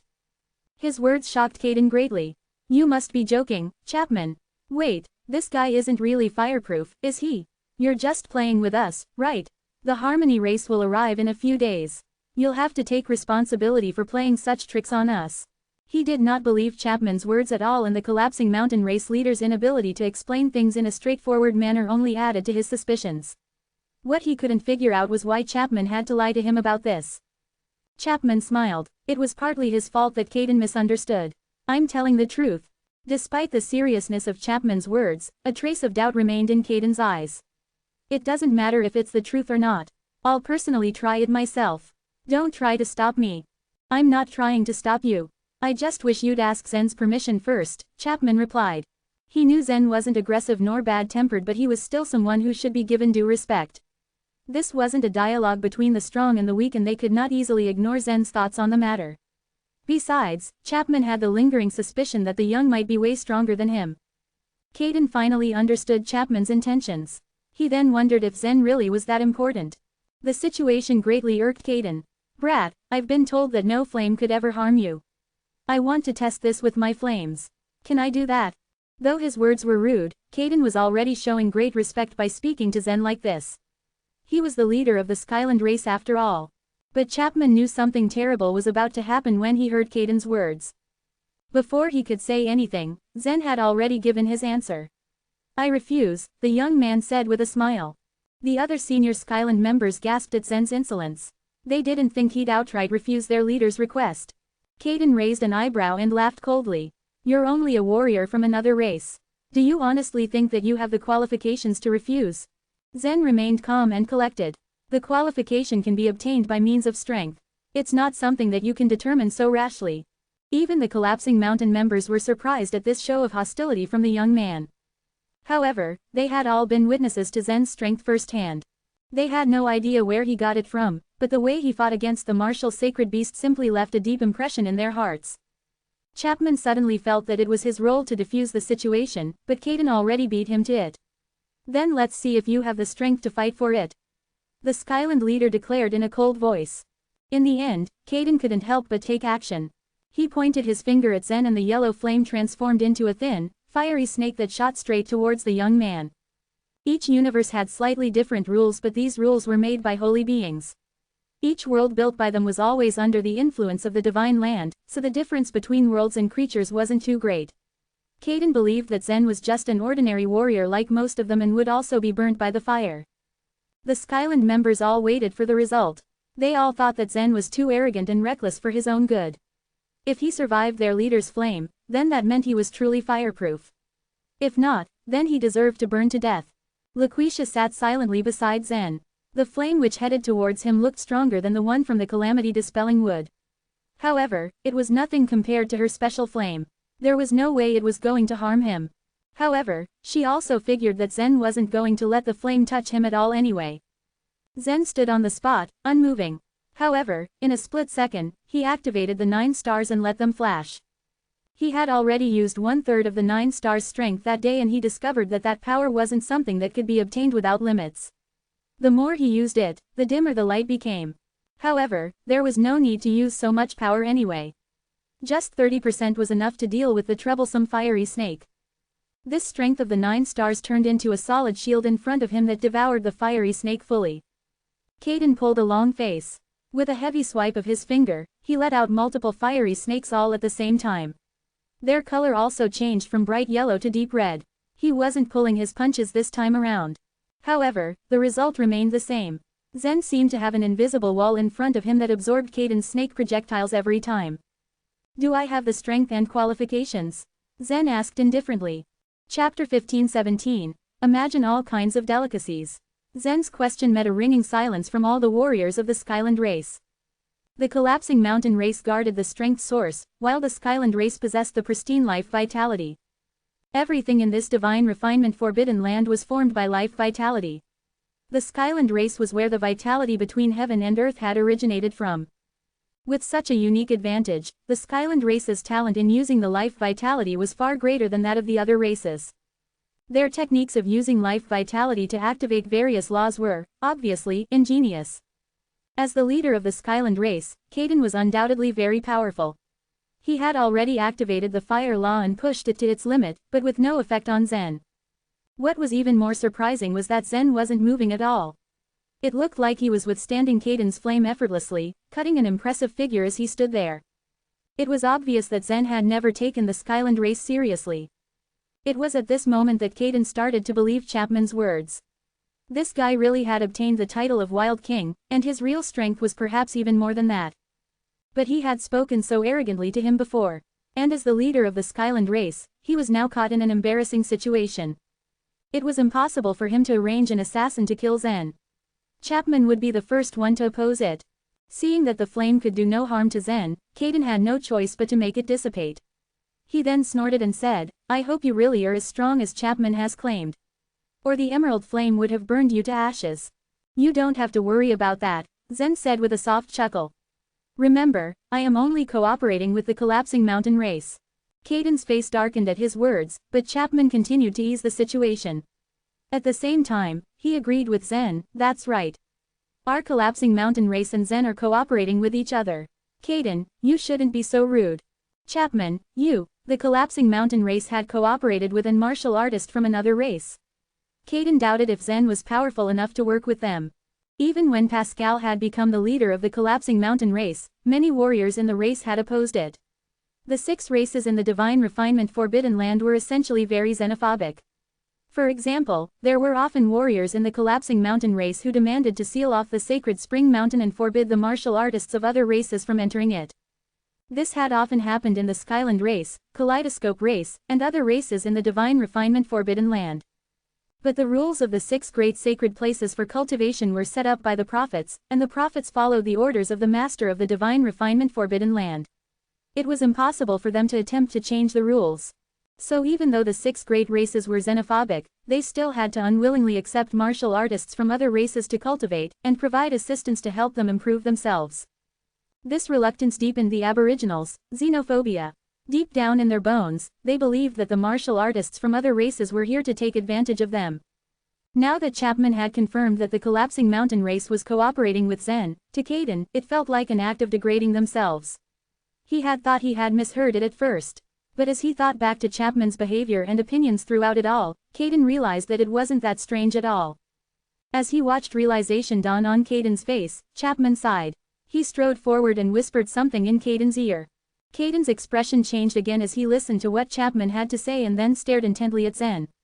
His face gradually softened, and his attitude underwent a complete shift as his tone became extremely courteous. "That explains it. It looks like our Skyland race has benefited from the cooperation between our respected friend Zen and the collapsing mountain race. I realize that I spoke rudely and might have offended you. Please don't take it to heart." The senior leaders of the Skyland race watched, their jaws almost hitting the ground. What had Chapman said that had caused their leader's attitude to undergo such a drastic change in the span of a few seconds? The warriors of the Skyland race had no idea what had happened. But Zen knew what was happening. And so did some of the more astute warriors. Chapman had probably told Kaiden about their encounter with the martial sacred beast. As the spiritual pet of the master of the Divine Refinement Forbidden Land, the martial sacred beast had an extraordinary status. Not only had Zen confronted the martial sacred beast head-on, the Black Weasel had even chosen to take the initiative to leave. Just this fact alone was enough to prove that Zen was extraordinary. Although the Black Weasel couldn't speak any human language, it wasn't unintelligent. The fact that it had let Zen go was already very abnormal. It was probably worth their time to consider the reason behind it. Who could have driven the Black Weasel to make such a decision? Only the master of the Divine Refinement Forbidden Land. Perhaps the collapsing mountain race did not know the purpose of the master of the Divine Refinement Forbidden Land. Even the prophets had kept it a secret. However, Chapman and some others had their own guesses. Realizing this, Kaiden had no choice but to brace himself and change his attitude, even though it was a little awkward. When Kaiden backed down, Zen didn't plan to continue making things difficult for him. He only nodded and said, "It's just a small misunderstanding. Please just forget it."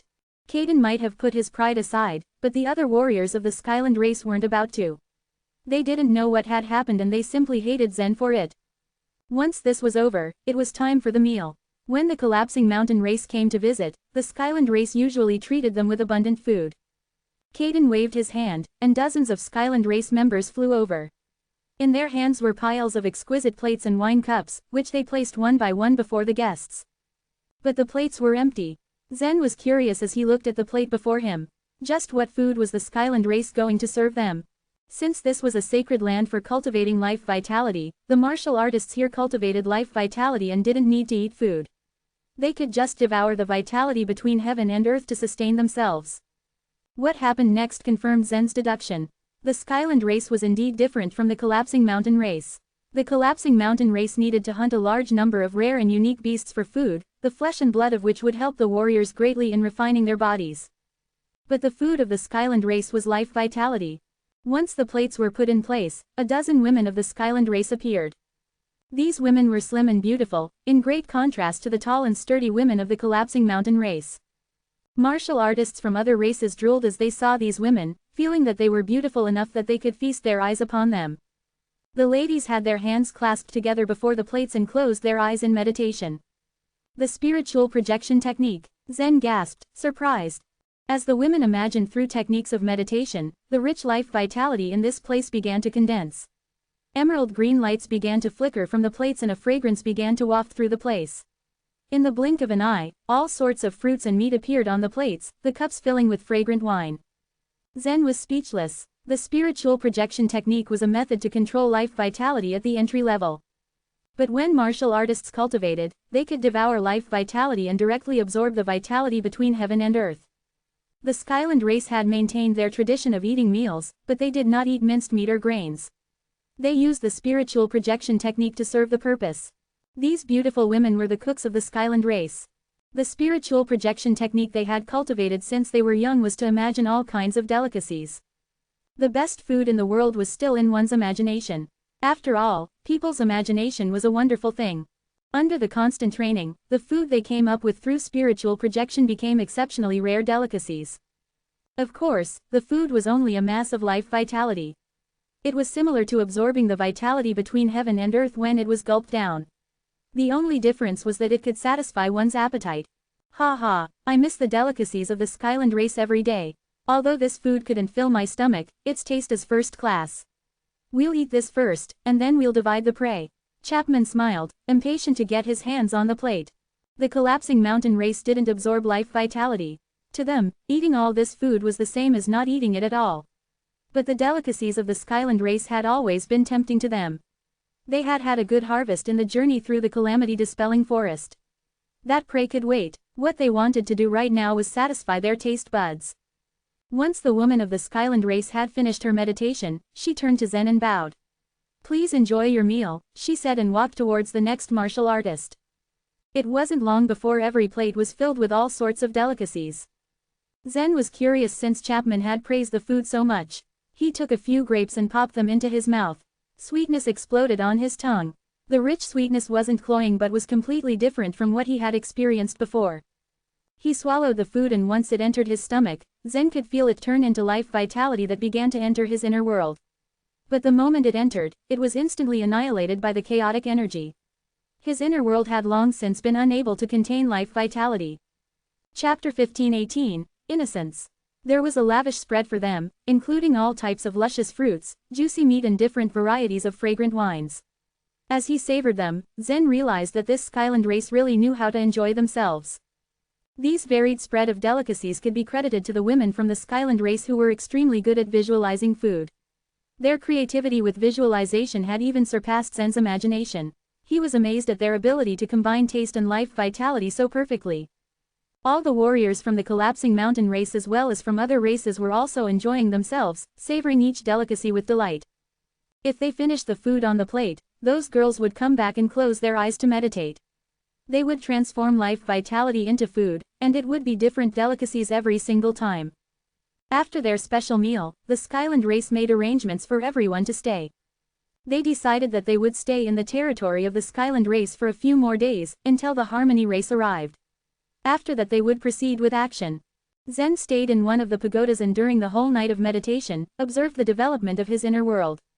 Over the past 2 days, Zen had frequently used the power of the 9 divine stars. But of late those stars seemed to have dimmed a little. However, as the chaotic sea surged, some traces of the chaotic energy were absorbed by the 9 stars.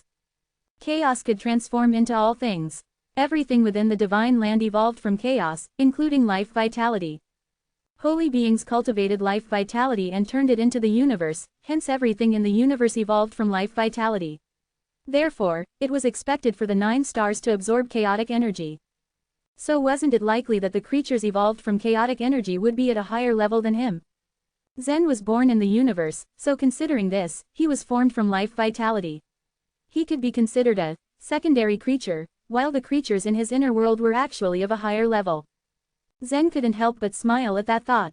After 18 hours, the night in the divine refinement forbidden land ended and the daytime came. On a tall tower several tens of feet away from Zen, a graceful figure flashed across. As her toes touched the ground and a faint smile blossomed, Zen realized the woman was Laquisha. "Come, I want to take you to a place." Laquisha smiled and leaning across, she pulled Zen up. "Where are we going?" Zen inquired. "You will see, it is an interesting place." As she said this, Laquisha whirled around and jumped far away from the towers. Curiosity got the better of Zen and he immediately followed after Laquisha. It was baffling to see the large numbers of pagodas in the Skyland race territory. Their size became smaller as they moved ahead. The ones in front of them was so small that they looked like stones protruding from the black water surface. These pagodas in the distance seemed like a path, extending along the black water. Even though they could fly in this place, he followed Laquisha who was leading the way. He couldn't figure out where this woman was taking him to. But when they were walking along a row of short stone piers, a member of the Skyland race blocked their way. "Behind us is the tidal surge. This is the trial ground of our Skyland race. One can enter only with a trial tally." Although each sacred place for cultivation had its own cultivation method, they all had to pay the trial tally to access. And the Skyland race was no exception. How could Zen get a trial tally? However, this did not seem to be a problem for Laquisha. Their Han clan had a large city exclusive to them in the divine refinement forbidden land. The purple trial tally could be precious, and it was not that easy for the other Han clan members to obtain. But for a person like Laquisha or Pascal, it was very easy. The corners of Laquisha's mouth curved up slightly. With a casual flick of her hand, 2 purple trial tallies shot towards the guard of Skyland race.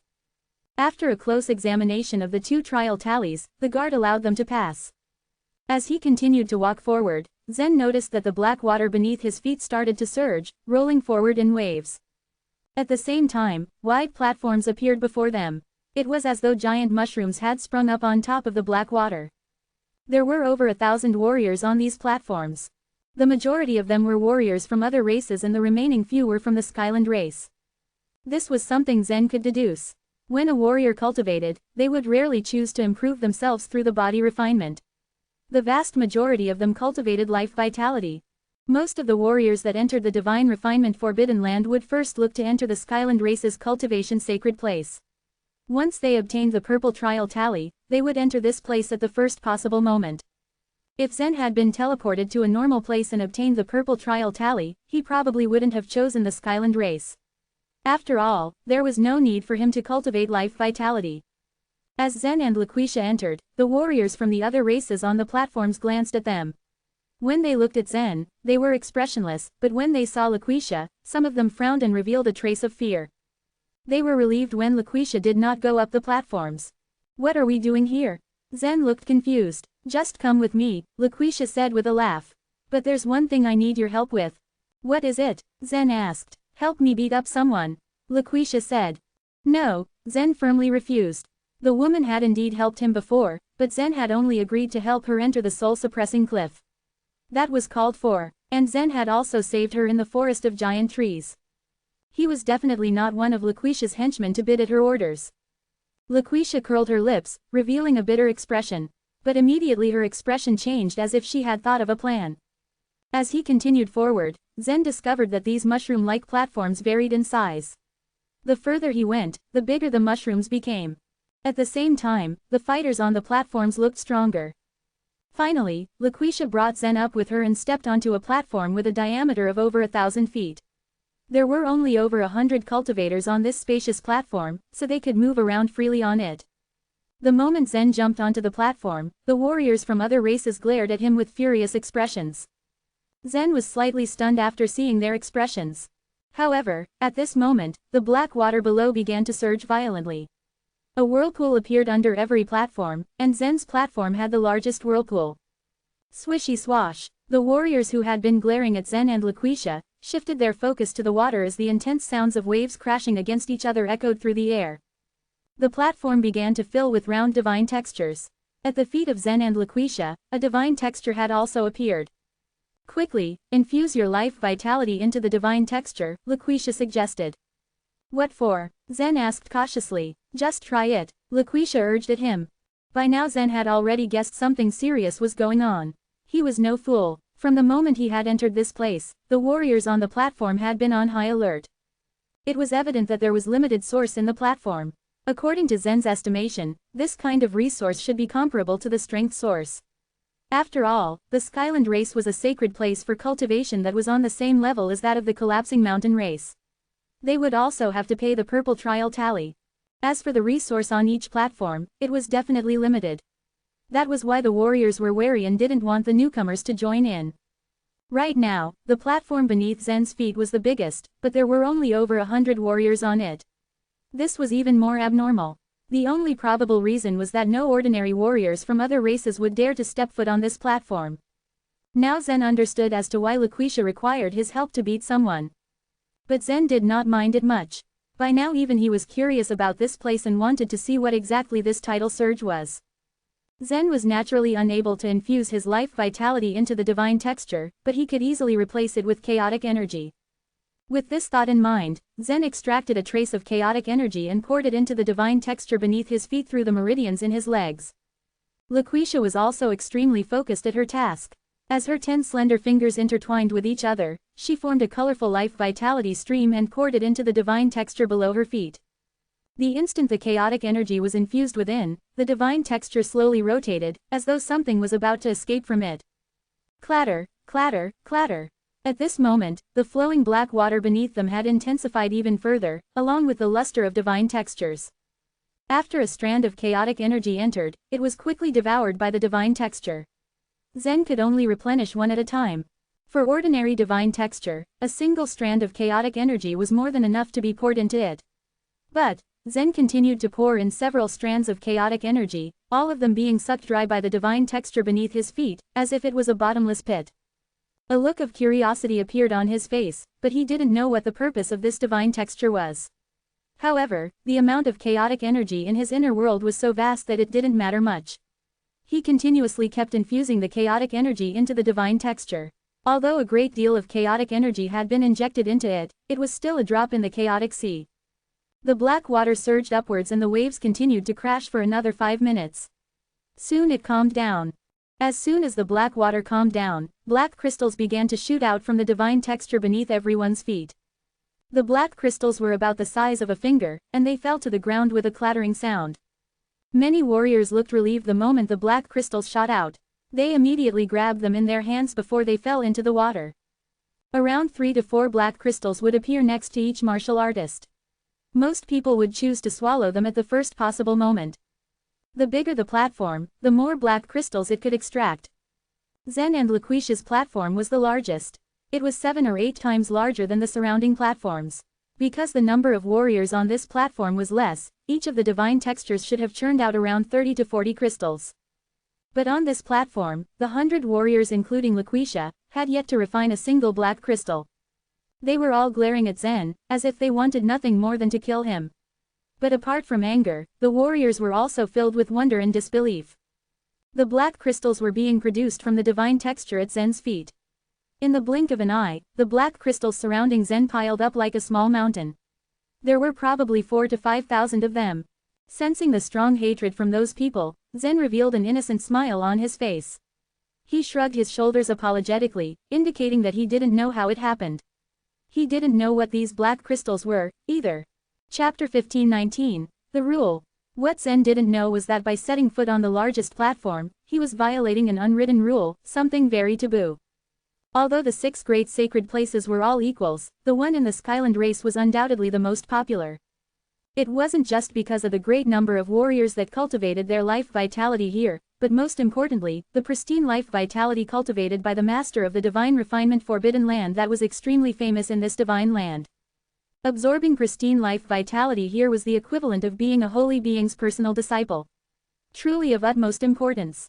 In the vast divine land, not many holy beings had taken outsiders as their personal disciples. And for this reason, the Skyland race had slowly become an important place in the eyes of the most powerful. Such individuals had been thinking of ways to occupy a seat in the Skyland race. The status of those people on Zen's platform were also considered high within the divine land. They had occupied the largest platform, and who would dare fight against them? Everyone knew that this platform had tons of pristine life vitality, but they could do nothing but be envious. For most of them, joining this platform was impossible, they simply didn't have the qualifications. Leading by Laquisha, Zen had stepped onto this popular and important platform. Had Zen set foot here at any other time of day, he would have been attacked at once. In groups, the warriors would have come at him ruthlessly. Any warrior whose desire to join this platform was great enough would have to pay an even greater price.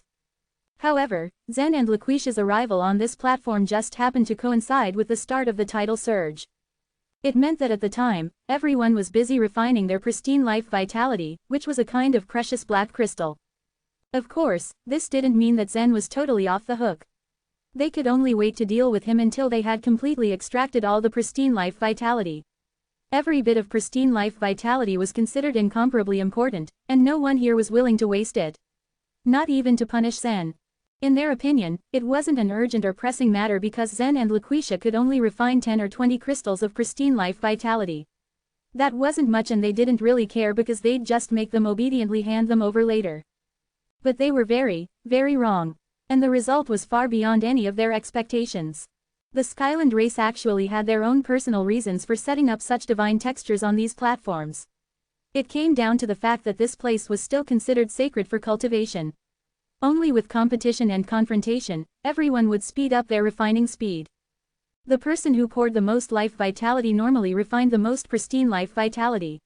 One went hand in hand with the other. At the approaching tide, all the black water would gather towards the pillar beneath the platform. The pillar was made of a special type of material, capable of filtering out the pristine life vitality from the black water. Once the filtering process was completed, the pristine life vitality would be refined through divine textures and distributed among the many present warriors. The stronger a warrior was, the more pristine life vitality they would be able to refine.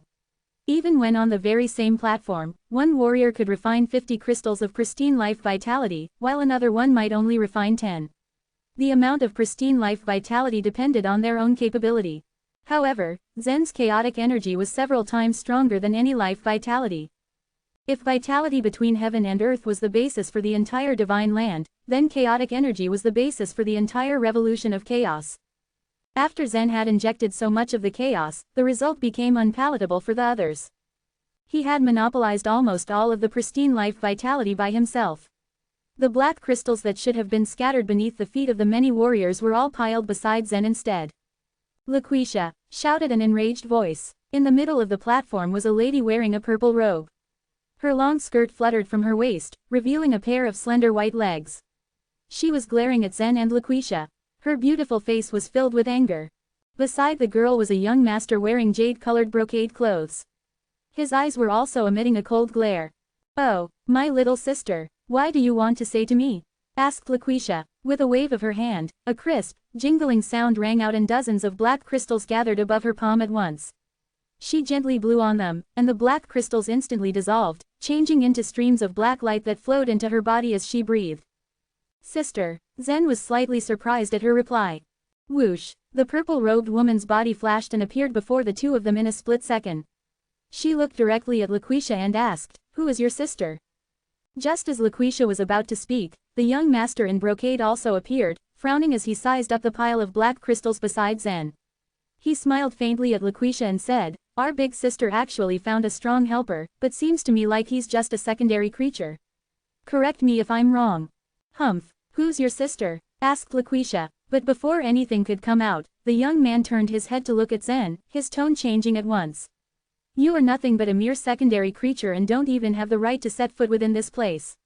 Should I kick you out myself, or are you going to scram out of my sight before I have to?" At these words, Zen frowned and his brow creased. No matter what Laquisha had in mind, Zen had no plans of getting involved. Sure, the pile of black crystals before him really was quite precious, but for Zen himself, it was actually rather useless. Truthfully, he had no use for life vitality anyway. Still though, the young man in brocade was too unpleasant to listen to, his words so harsh. Although Zen was skilled at maintaining a calm heart under any provocation, this didn't mean he was going to let this man continue. Just as Zen was about to answer the man, another figure flew up behind him and stopped right beside him, patting his shoulder. Zen. Lone. Zen's gaze froze. It was true. The person was none other than Lone. 2 months ago, Lone had finally obtained a purple trial tally and had entered the Skyland race's sacred place for cultivation. Haha, I didn't think you'd actually come. I thought you would be the first to obtain a purple trial tally. Lone laughed and then added, Kurt and Lucille are here too. Just as he was speaking, 2 other silhouettes appeared on the platform.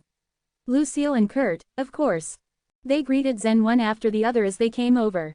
Zen noticed that despite being happy to see him, the 3 of them were faintly wary of the platform's warriors.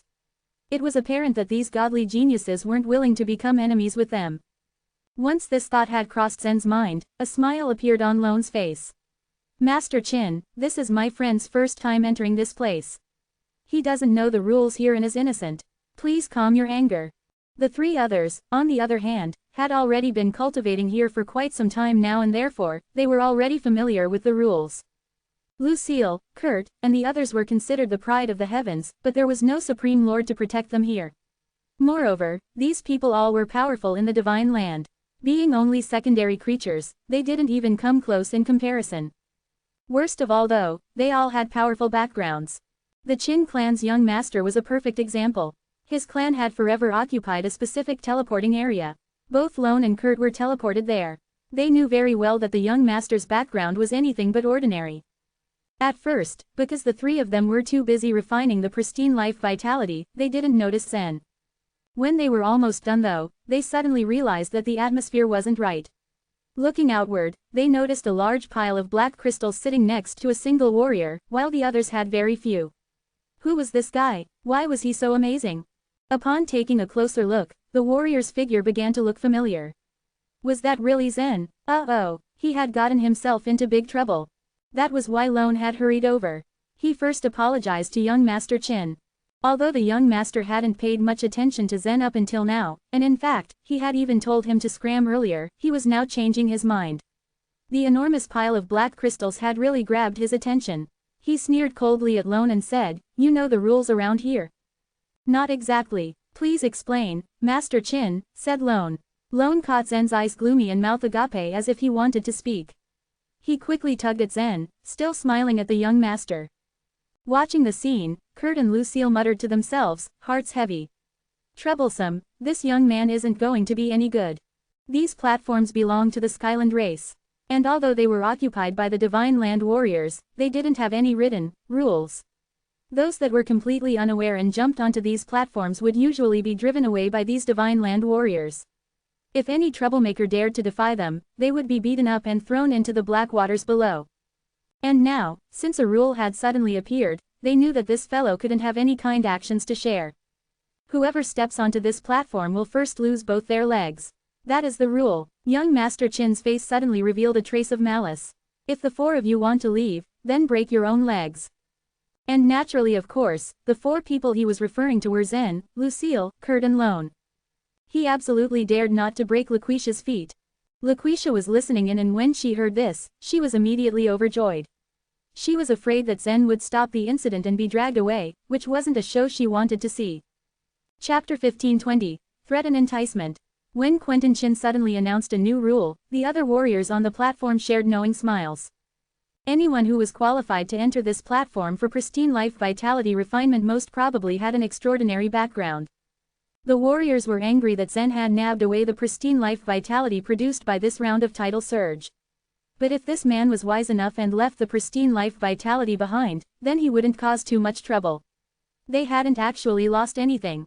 They were still in the territory of the Skyland race after all. It was true that many forces from the Divine Land tried their best to make friends with the Skyland race. Even though they had gained inconvenience from the Skyland race, it was impossible for them to be too arrogant and despotic here. Quentin Chin suddenly invented such a rule. Smart as these warriors immediately understood what his real purpose was.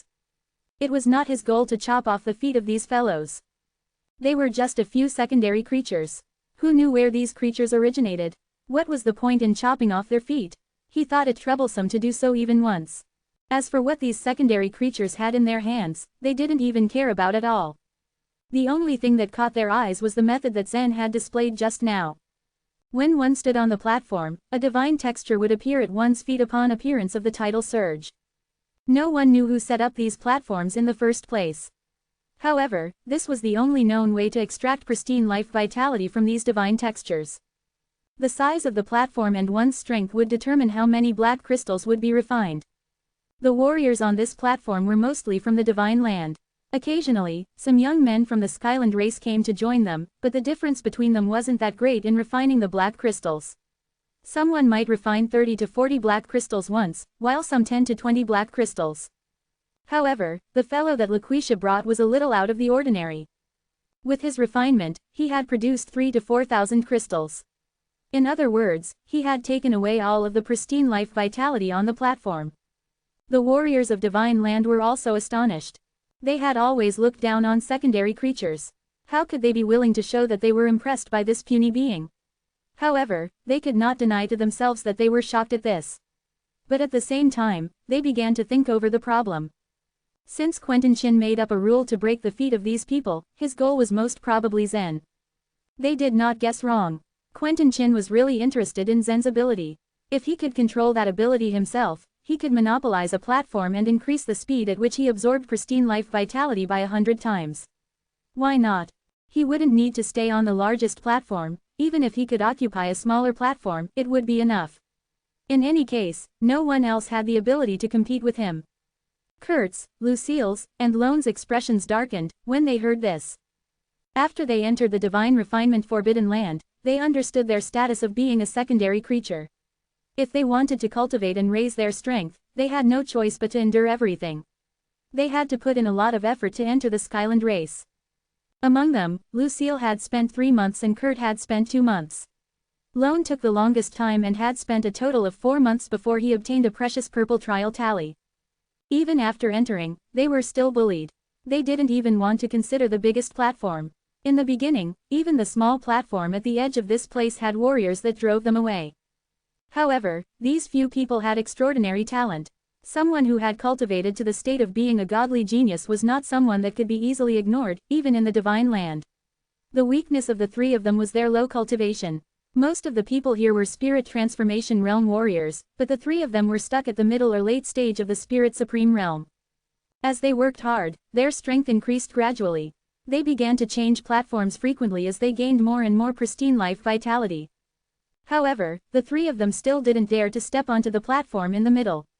When Zen appeared, the 3 of them all stepped forward one after the other in an attempt to lead him away. They hadn't thought that Quentin Chin could say such words. He was simply too much of a bully. Lone barely managed to summon a smile as he said, "Master Chin must be joking.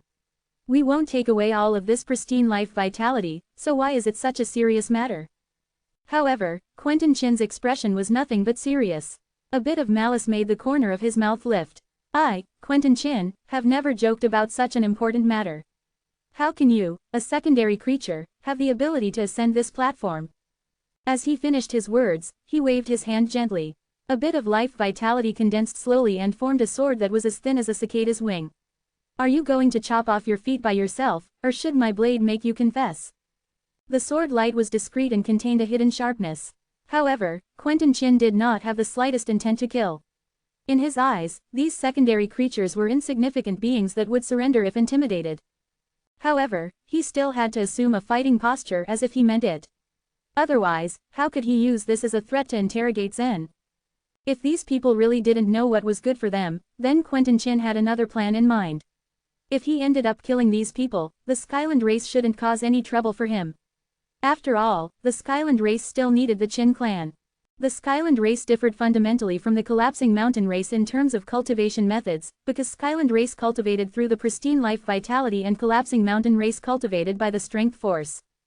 Since the collapsing mountain race only refined their bodies, just infusing the strength source was fine. Besides, they had sufficient food supplies and they didn't need the help from other races. Therefore, this race treated all other races equally and rarely favored one, except Zen. The Skyland race, on the other hand, had a great demand for cultivation methods and even weapons from the divine land. Other races from the Divine Land naturally catered to the Skyland race's likes, and there was no exception for Qin clan. Thus, the Skyland race took special care of warriors like Quentin Qin. Quentin Qin thought that he could overwhelm Zen with his strength, and with the help of the Skyland race, where could these people run? If they dared escape from Skyland race, that would be even better. The Qin clan had been placed in position of power in the Divine Refinement Forbidden Land, so they could do whatever they wanted. As she saw that Quentin Qin was about to make his move, Lucille's pupils suddenly constricted. The killing intent that was hidden in the depths of her heart ignited. Kurt stood with one palm erect, and the strength of his other hand that was holding the monk's staff increased slightly.